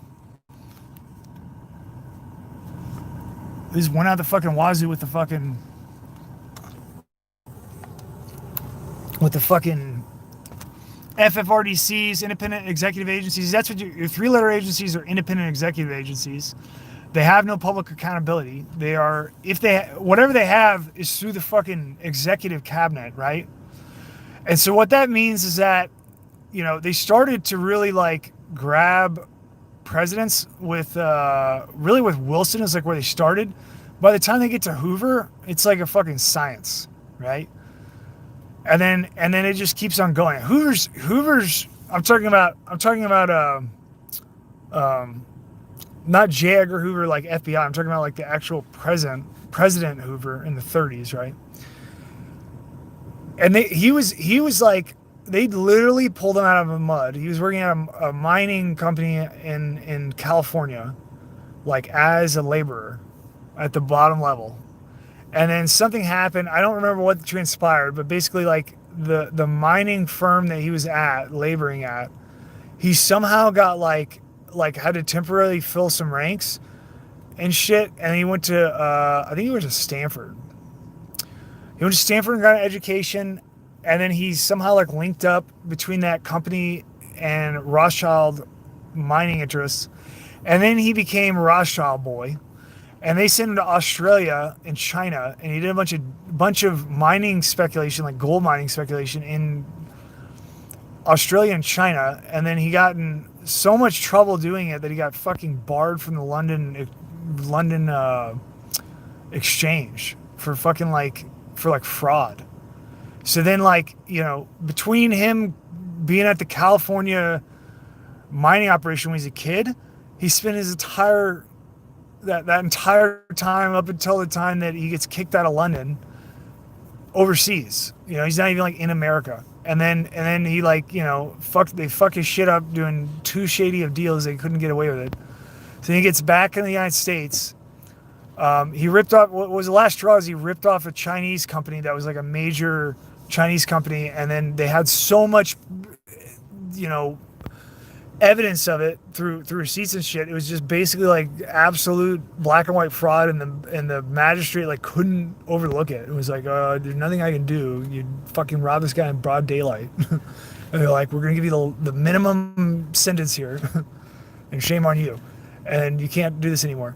And so then he was like, oh, and they sent him back to the United States. Then he gets U.S.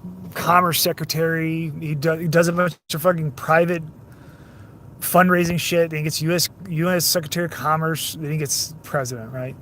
Well, that's really similar to Wilbur Ross, who is currently the U.S. Secretary of Commerce that Trump in place after he won.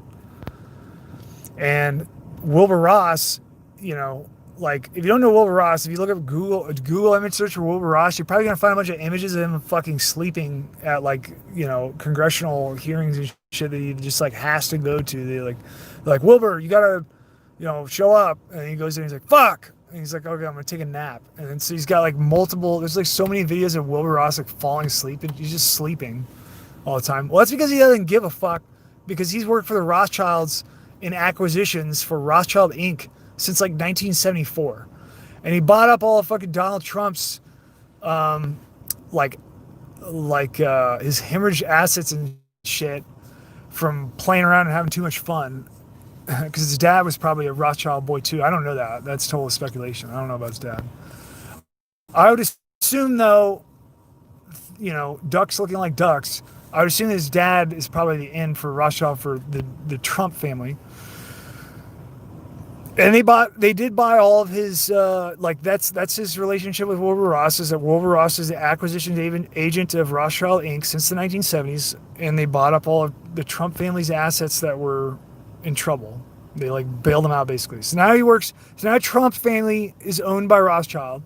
And so when Trump gets into office, of course he's not going to campaign. He's not going to go to your town in Pennsylvania and be like, hi, I'm Donald Trump. I'm going to bring a fucking Rothschild agent and fucking just give him your economy because you guys are retards. He's not going to say that. So instead of that, he talked about shit like, I'm going to audit the Fed and things like that. And then as soon as he gets in there, he's just like, oh, by the way, here's Wilbur Ross. He puts him in there. And that's where we're at today. So we just did like a big ass circle.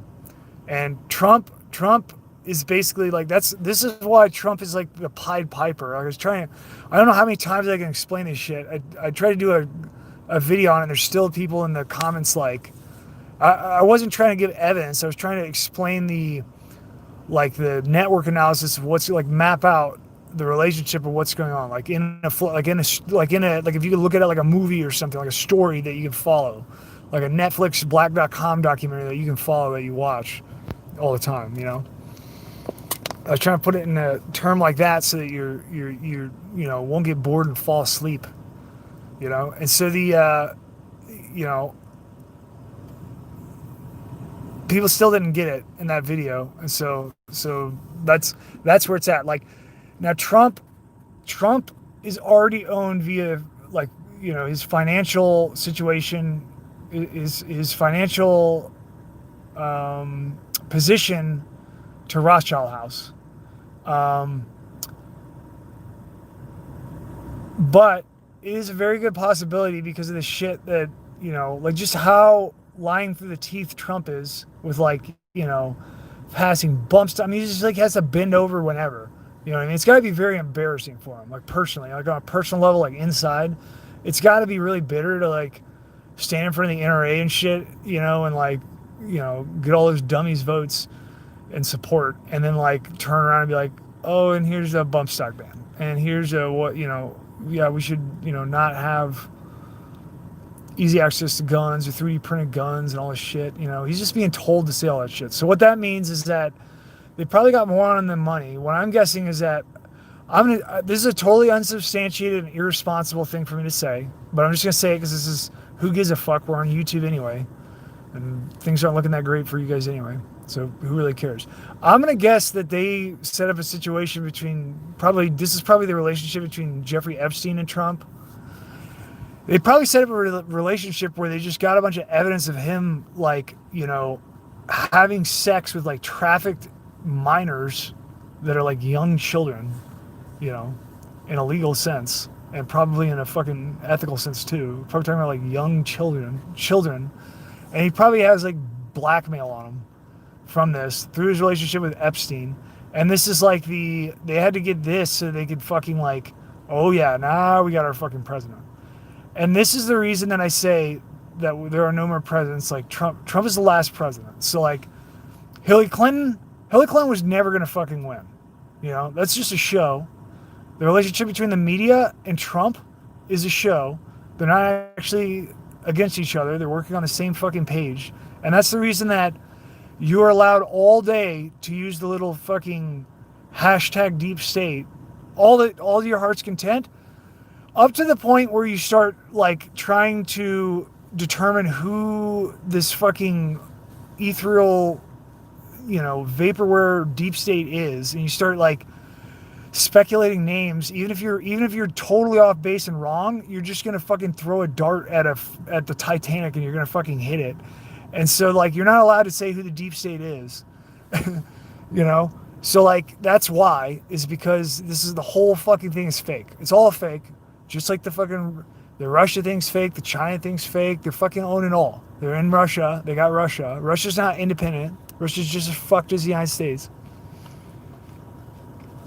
China's the most independent out of all of them, but it's not a good situation because we're going to get World War III, and then China's going to go buck wild.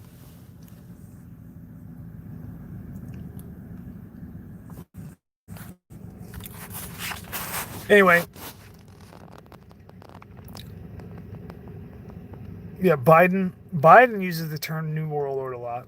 He usually does it like an idiot. He's usually reading a script. He's literally like staring at a fucking piece of paper when he says New World Order, usually. So anyway, that was just a streaming consciousness like flow of events for any random person that just like wandered in here and was like, what the fuck is this? That was just like a consolidated synopsis of the type of shit that I talk about in these streams to explain to the general public, which is brainwashed, what their actual environment that they're operating in consists of. That's what you just witnessed, that little psycho rant there. Okay? And it is in continuous development. I'm trying not to do too many streams, but as this thing develops, I'm acknowledging the benchmarks so that people can reflect on it. And hopefully my goal is to, like the goal of all of this, right, is to make the general public in whatever small way that it can aware enough to at least the point to where like I'm not going to be able to fix stupid, but if I can just get you to be fucking paranoid enough to be like, shit is fucked up and I should not be listening to the people that I'm listening to, and I need to take care of my family. There's pretty much no scenario that you could possibly think of, no matter how strong your mental gymnastics are, where like you taking care of your family is a bad thing. So that is what you should be doing. You should be like taking care of your family, but you should realistically look at it like, how do I take care of my family? You got to provide things, right? Well, where do you get all the shit that you provide for them?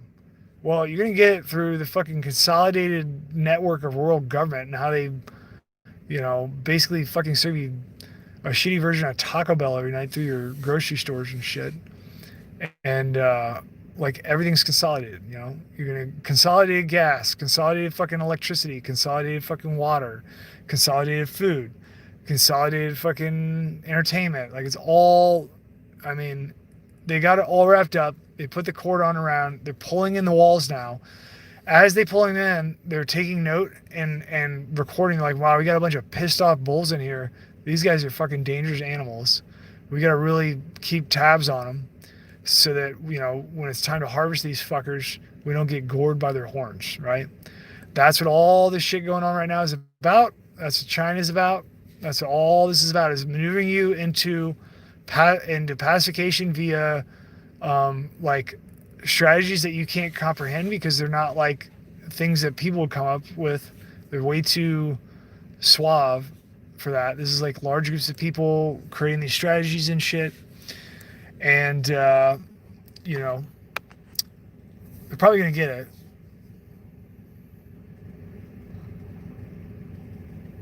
They're probably going to fucking get it. Now, the chaotic element, I mean, at least at first, right? They're not going to get it in the long run, right?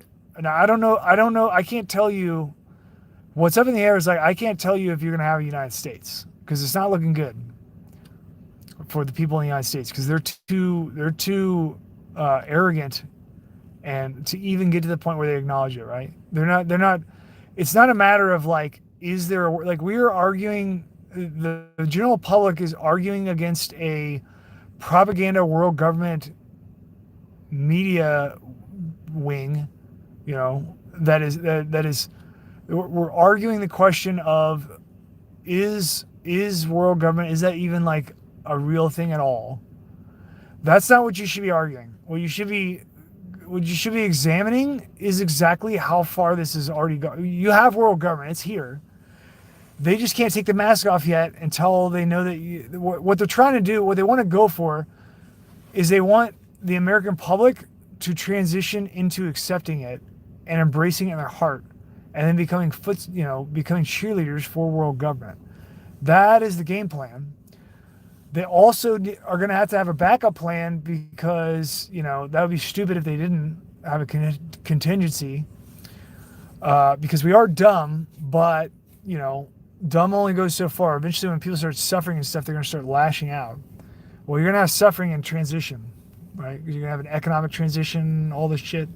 You're going to have a war to pick you up and get you busy, keep you busy, keep you out of trouble, son. They got to have a contingency, right? Well, that's where you get like all this boogaloo, you know, fucking all this shit, all these domestic ops. Like, they're just spinning you guys around in fucking circles. And that's why if you're on YouTube, and this is the reason I don't use social media, because it's all, you know, weaponized basically. And like the point of these streams should be that so that, like, you're watching them.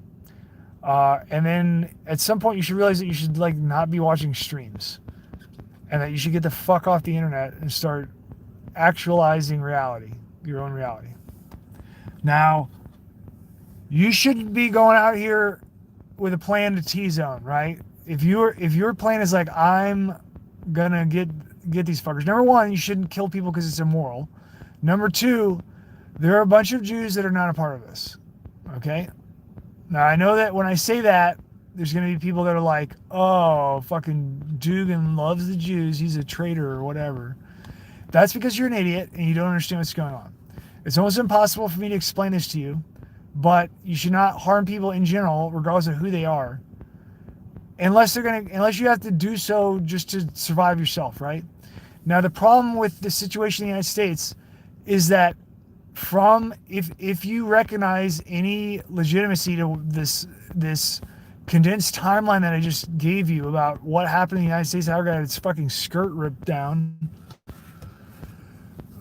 If you recognize this, what you should understand is that you basically have 150 years of a controlled production and stimulation in the United States, which, for all practical purposes, for what you know, like the stuff that we do, driving around in fucking cars that are made under world government, driving around, using all this shit that we use for everything that is world government, you should understand that that is the entire foundation of modern society. And so what that means is that when you go out there and fight for, you know, the current status, you are fighting for world government. And they will fucking swallow you up because they will loan it to you. They will loan you the money for the bullets. They will give you a fucking leader. You'll get leaders out of the woodwork for your Civil War conflict or whatever. And what I'm trying to rationalize to you is that the thing that you're going, like, what do you have left to defend? You don't have anything. Everything's too fucked up. Everything's too fucked up. Everything's too corrupt. It's all injustice. What you need to do is you need to break off from the system as a group. If you do it as a group, if you do it as an individual, you're just a guy out there at the end of his ropes. If you can find a group of people to do it that's big enough, well, that's what the United States was. You know, like that's the entire point of the United States, to live, to have the pursuit of freedom, right? You need to break off, and you need to go back to zero, and you need to rebuild a foundation that is honorable and altruistic and matches your values. And then once you have that, now you keep it, right? Like the whole a constitute or a republic, if you can keep it, Ben Franklin thing. Like, well, you didn't keep it, it's fucking gone, and your shit's all fucked up, 2020. So you need to build something that's actually good, because everything's fucked up now, and it's all tied into each other. So even if you have some little piece of pie doesn't have a boner sticking in it, it's not corrupt, it doesn't matter, because the pie shop that you got it from is connected to world government. So like, you need to make your own thing with people in a real way, and then once you have that, now if somebody comes and takes it from you, now they're fucked up. Okay? And unfortunately, because of the situation, if you go this route, like, you will be fighting your own people. You know what I mean? But that is, if that's your choice. You're not going to win by like getting a bunch of high-speed gear and just going fucking toe-to-toe, because you're both getting your gear from the same place. Via money, right? It's via money. The money is out of that entire synopsis that I just gave, going all the way back to fucking, we didn't go so far back as like the discovery of the Americas and shit, and the early colonization of America with France and Spain and shit like that. But we could have. And all that shit up until now, up until Trump, there's a lot of shit going on there, right? If you analyze that in a matrix, if you just put out all those data points that I described, if you accept that is approximately legitimate, and if you put all those in a matrix, and then you put their qualities like in a fold-out menu to the side of that, like, in this box, we were talking about Trump getting fucked in the ass by Rothschild House via Wilbur Ross buyout agent.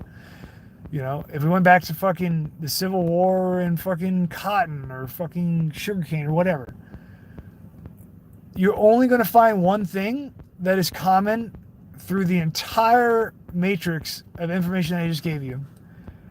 And that commonality is the use of money. That's it.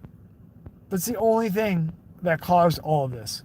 So when you go to fight your little fake civil war that's just going to hurt yourself and everybody else, and you're not going to ultimately win, when you go to fight that, you should remember that. You should remember that money is the way that all this happened. And if you take it, you will repeat history again.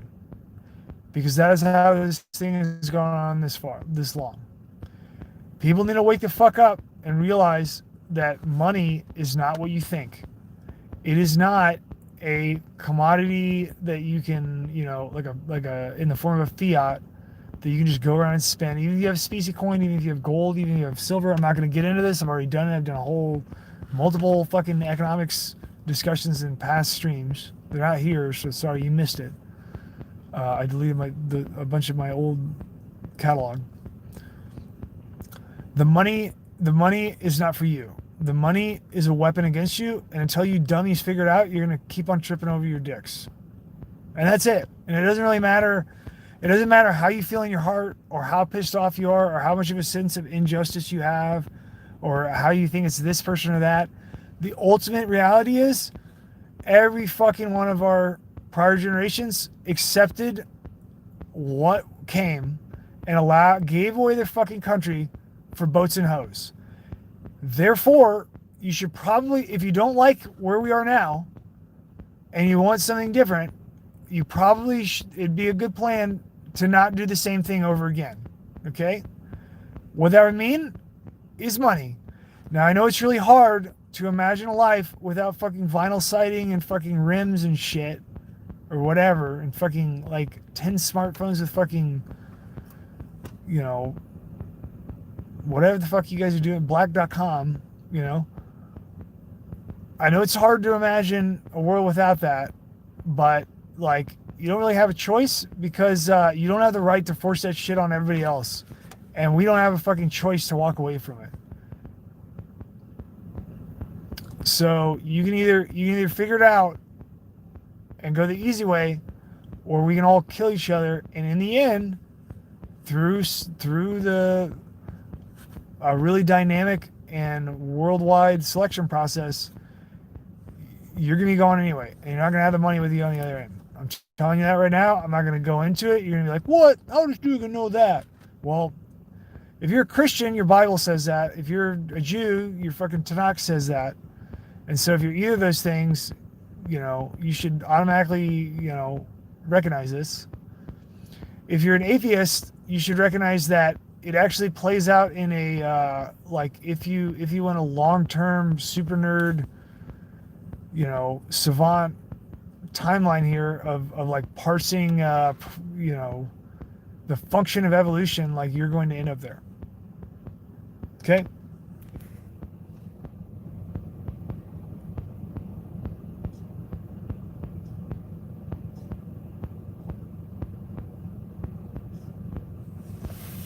You can get a boat and a hoe if you fucking build the motherfucker out of wood that, you know, I mean, at least starting out. You can, all the shit that's in the system, you can go back and recreate later and you already have a head start. But you can't have the network the way that it is, and the way that the network of trade globally has been formed into what it is, which is a great purveyor of injustice towards humanity and suffering everywhere. The way that it's happened is because of money. And it's because the money is not in your hands. And it hasn't been for a really fucking long time. Like, recorded human history. And so, you know, play your dice if you want. You're going to fucking lose. I'm just saying. Okay, any last closing thoughts? And you should build the forest. You should build the forest. You should want to build a forest if you're Jews or non-Jews. Help humanity out.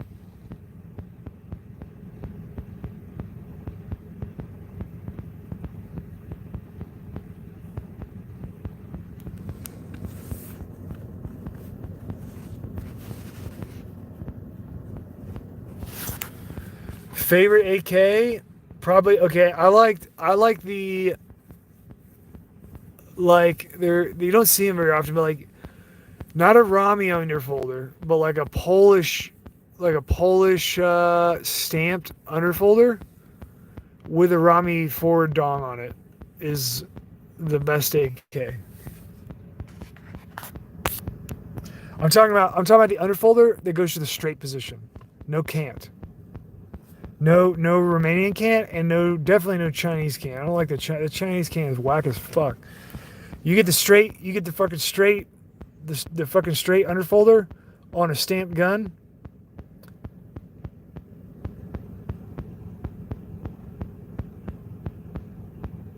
With the fucking forward dong that folds up and, you know, sticks through the fucking underfolded position.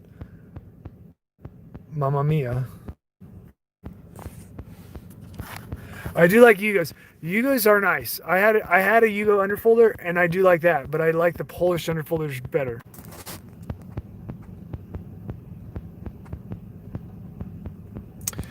Well, I mean, you should probably have iron sights on your AK at a minimum, so that you have sights.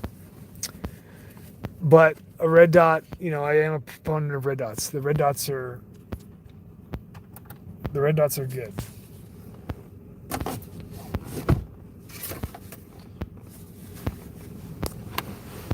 Huge proponent of red dots. What is this? What are all these questions?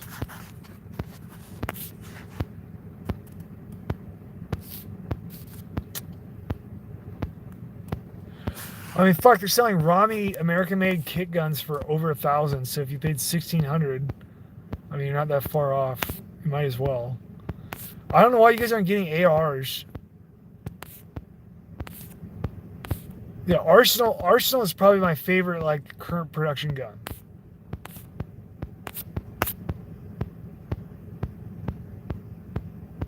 What? Derek Coiner, I'm about to kick you, even though that's the joke, and I know. I'm about to kick you the fuck out of here, so you don't poison people's minds.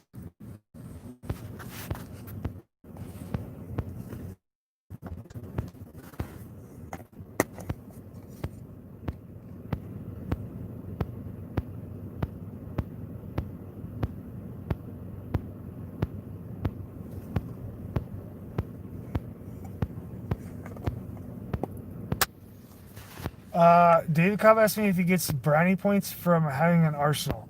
I don't really know what that means, but I don't like the sound of it. And no, you don't. But good on you for getting an arsenal because they're very enjoyable.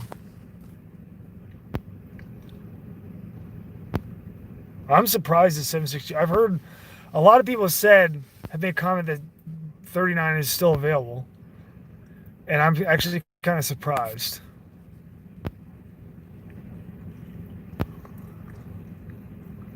This guy says he wants an air pistol upper soon. Well, you better hurry the fuck up before it's all gone.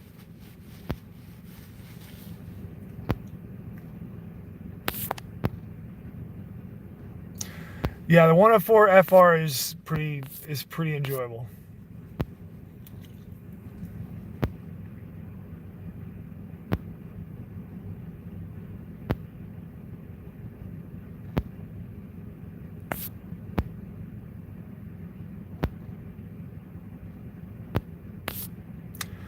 Derek, I don't understand the question.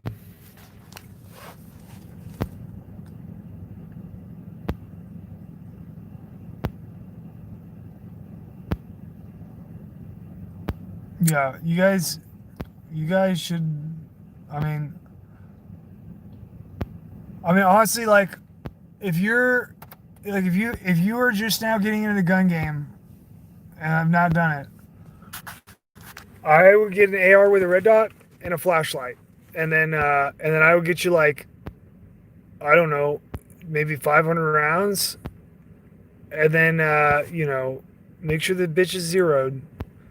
You're gonna want to I mean, I think you should probably have 210 on your rounds for your, if things get like really spicy.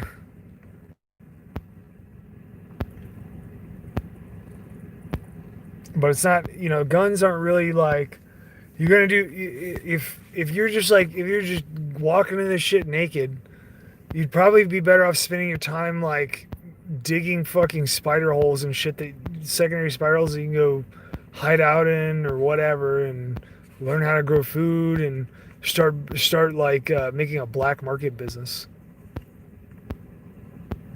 You'd probably be better served doing that with your time. Learning language or electronics or farming, like learning practical skills that you're going to be able to like use that don't require like a diploma.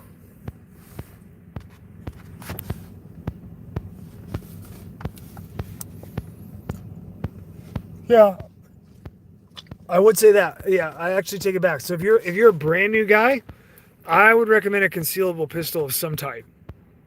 So that way, if you get picked up and you're gonna go get like dumped in a field and executed, at least you got something to fucking try to survive.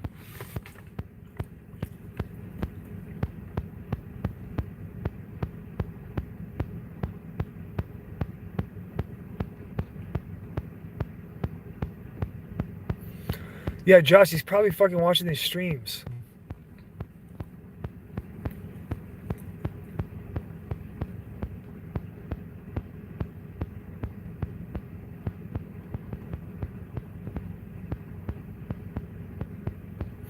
Yeah, that is true. So one little thing that's kind of interesting, like 357 sig is always higher priced, right?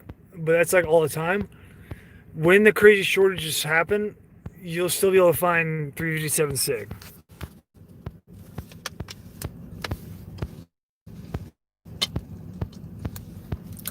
David asked me, "Do you think food shortages are coming?" Yeah, at some point you will. Yeah, you're gonna hit. So the entire point, like, if you didn't notice this, to answer David's question about food shortages, so in the recent events, like COVID-19 was also accompanied by some really fishy stuff of like the government through the independent executive agencies basically like testing their squeezability of food lines. Like I'm talking like the production of like both produce and fucking cattle and shit like that. And yeah, you're gonna have a fucking squeeze from that for sure. That like gives it away.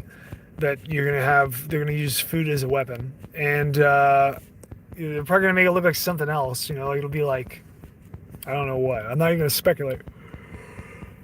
You also have the supply lines to supply the United States. Like the United States exports more than it imports, and our exports have been turned into things that we can't really use. They're like for mostly like fuel and soy, like fuel corn and soy, and like most of the shit that we eat and stuff gets it's going through either importation or it's going through an incredibly distended uh, supply line where there's a ton of middlemen taking cuts, and the side effect of that is that if you have any kind, it doesn't matter if we're talking about fake conflict or real conflict, organic one.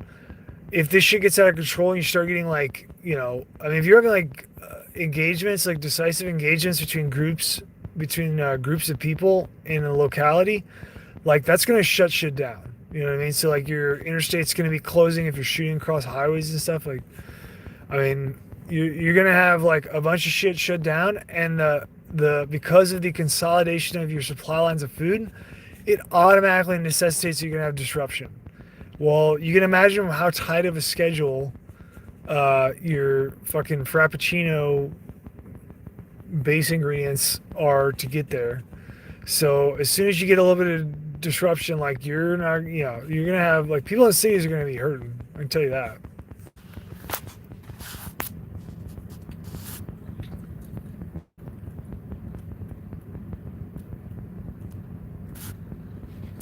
Yeah, seeds and garden for sure.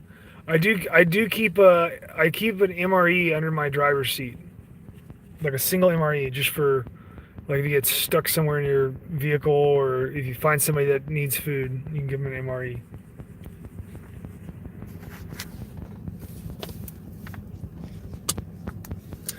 All right, you guys have a good night. Love you. Have fun.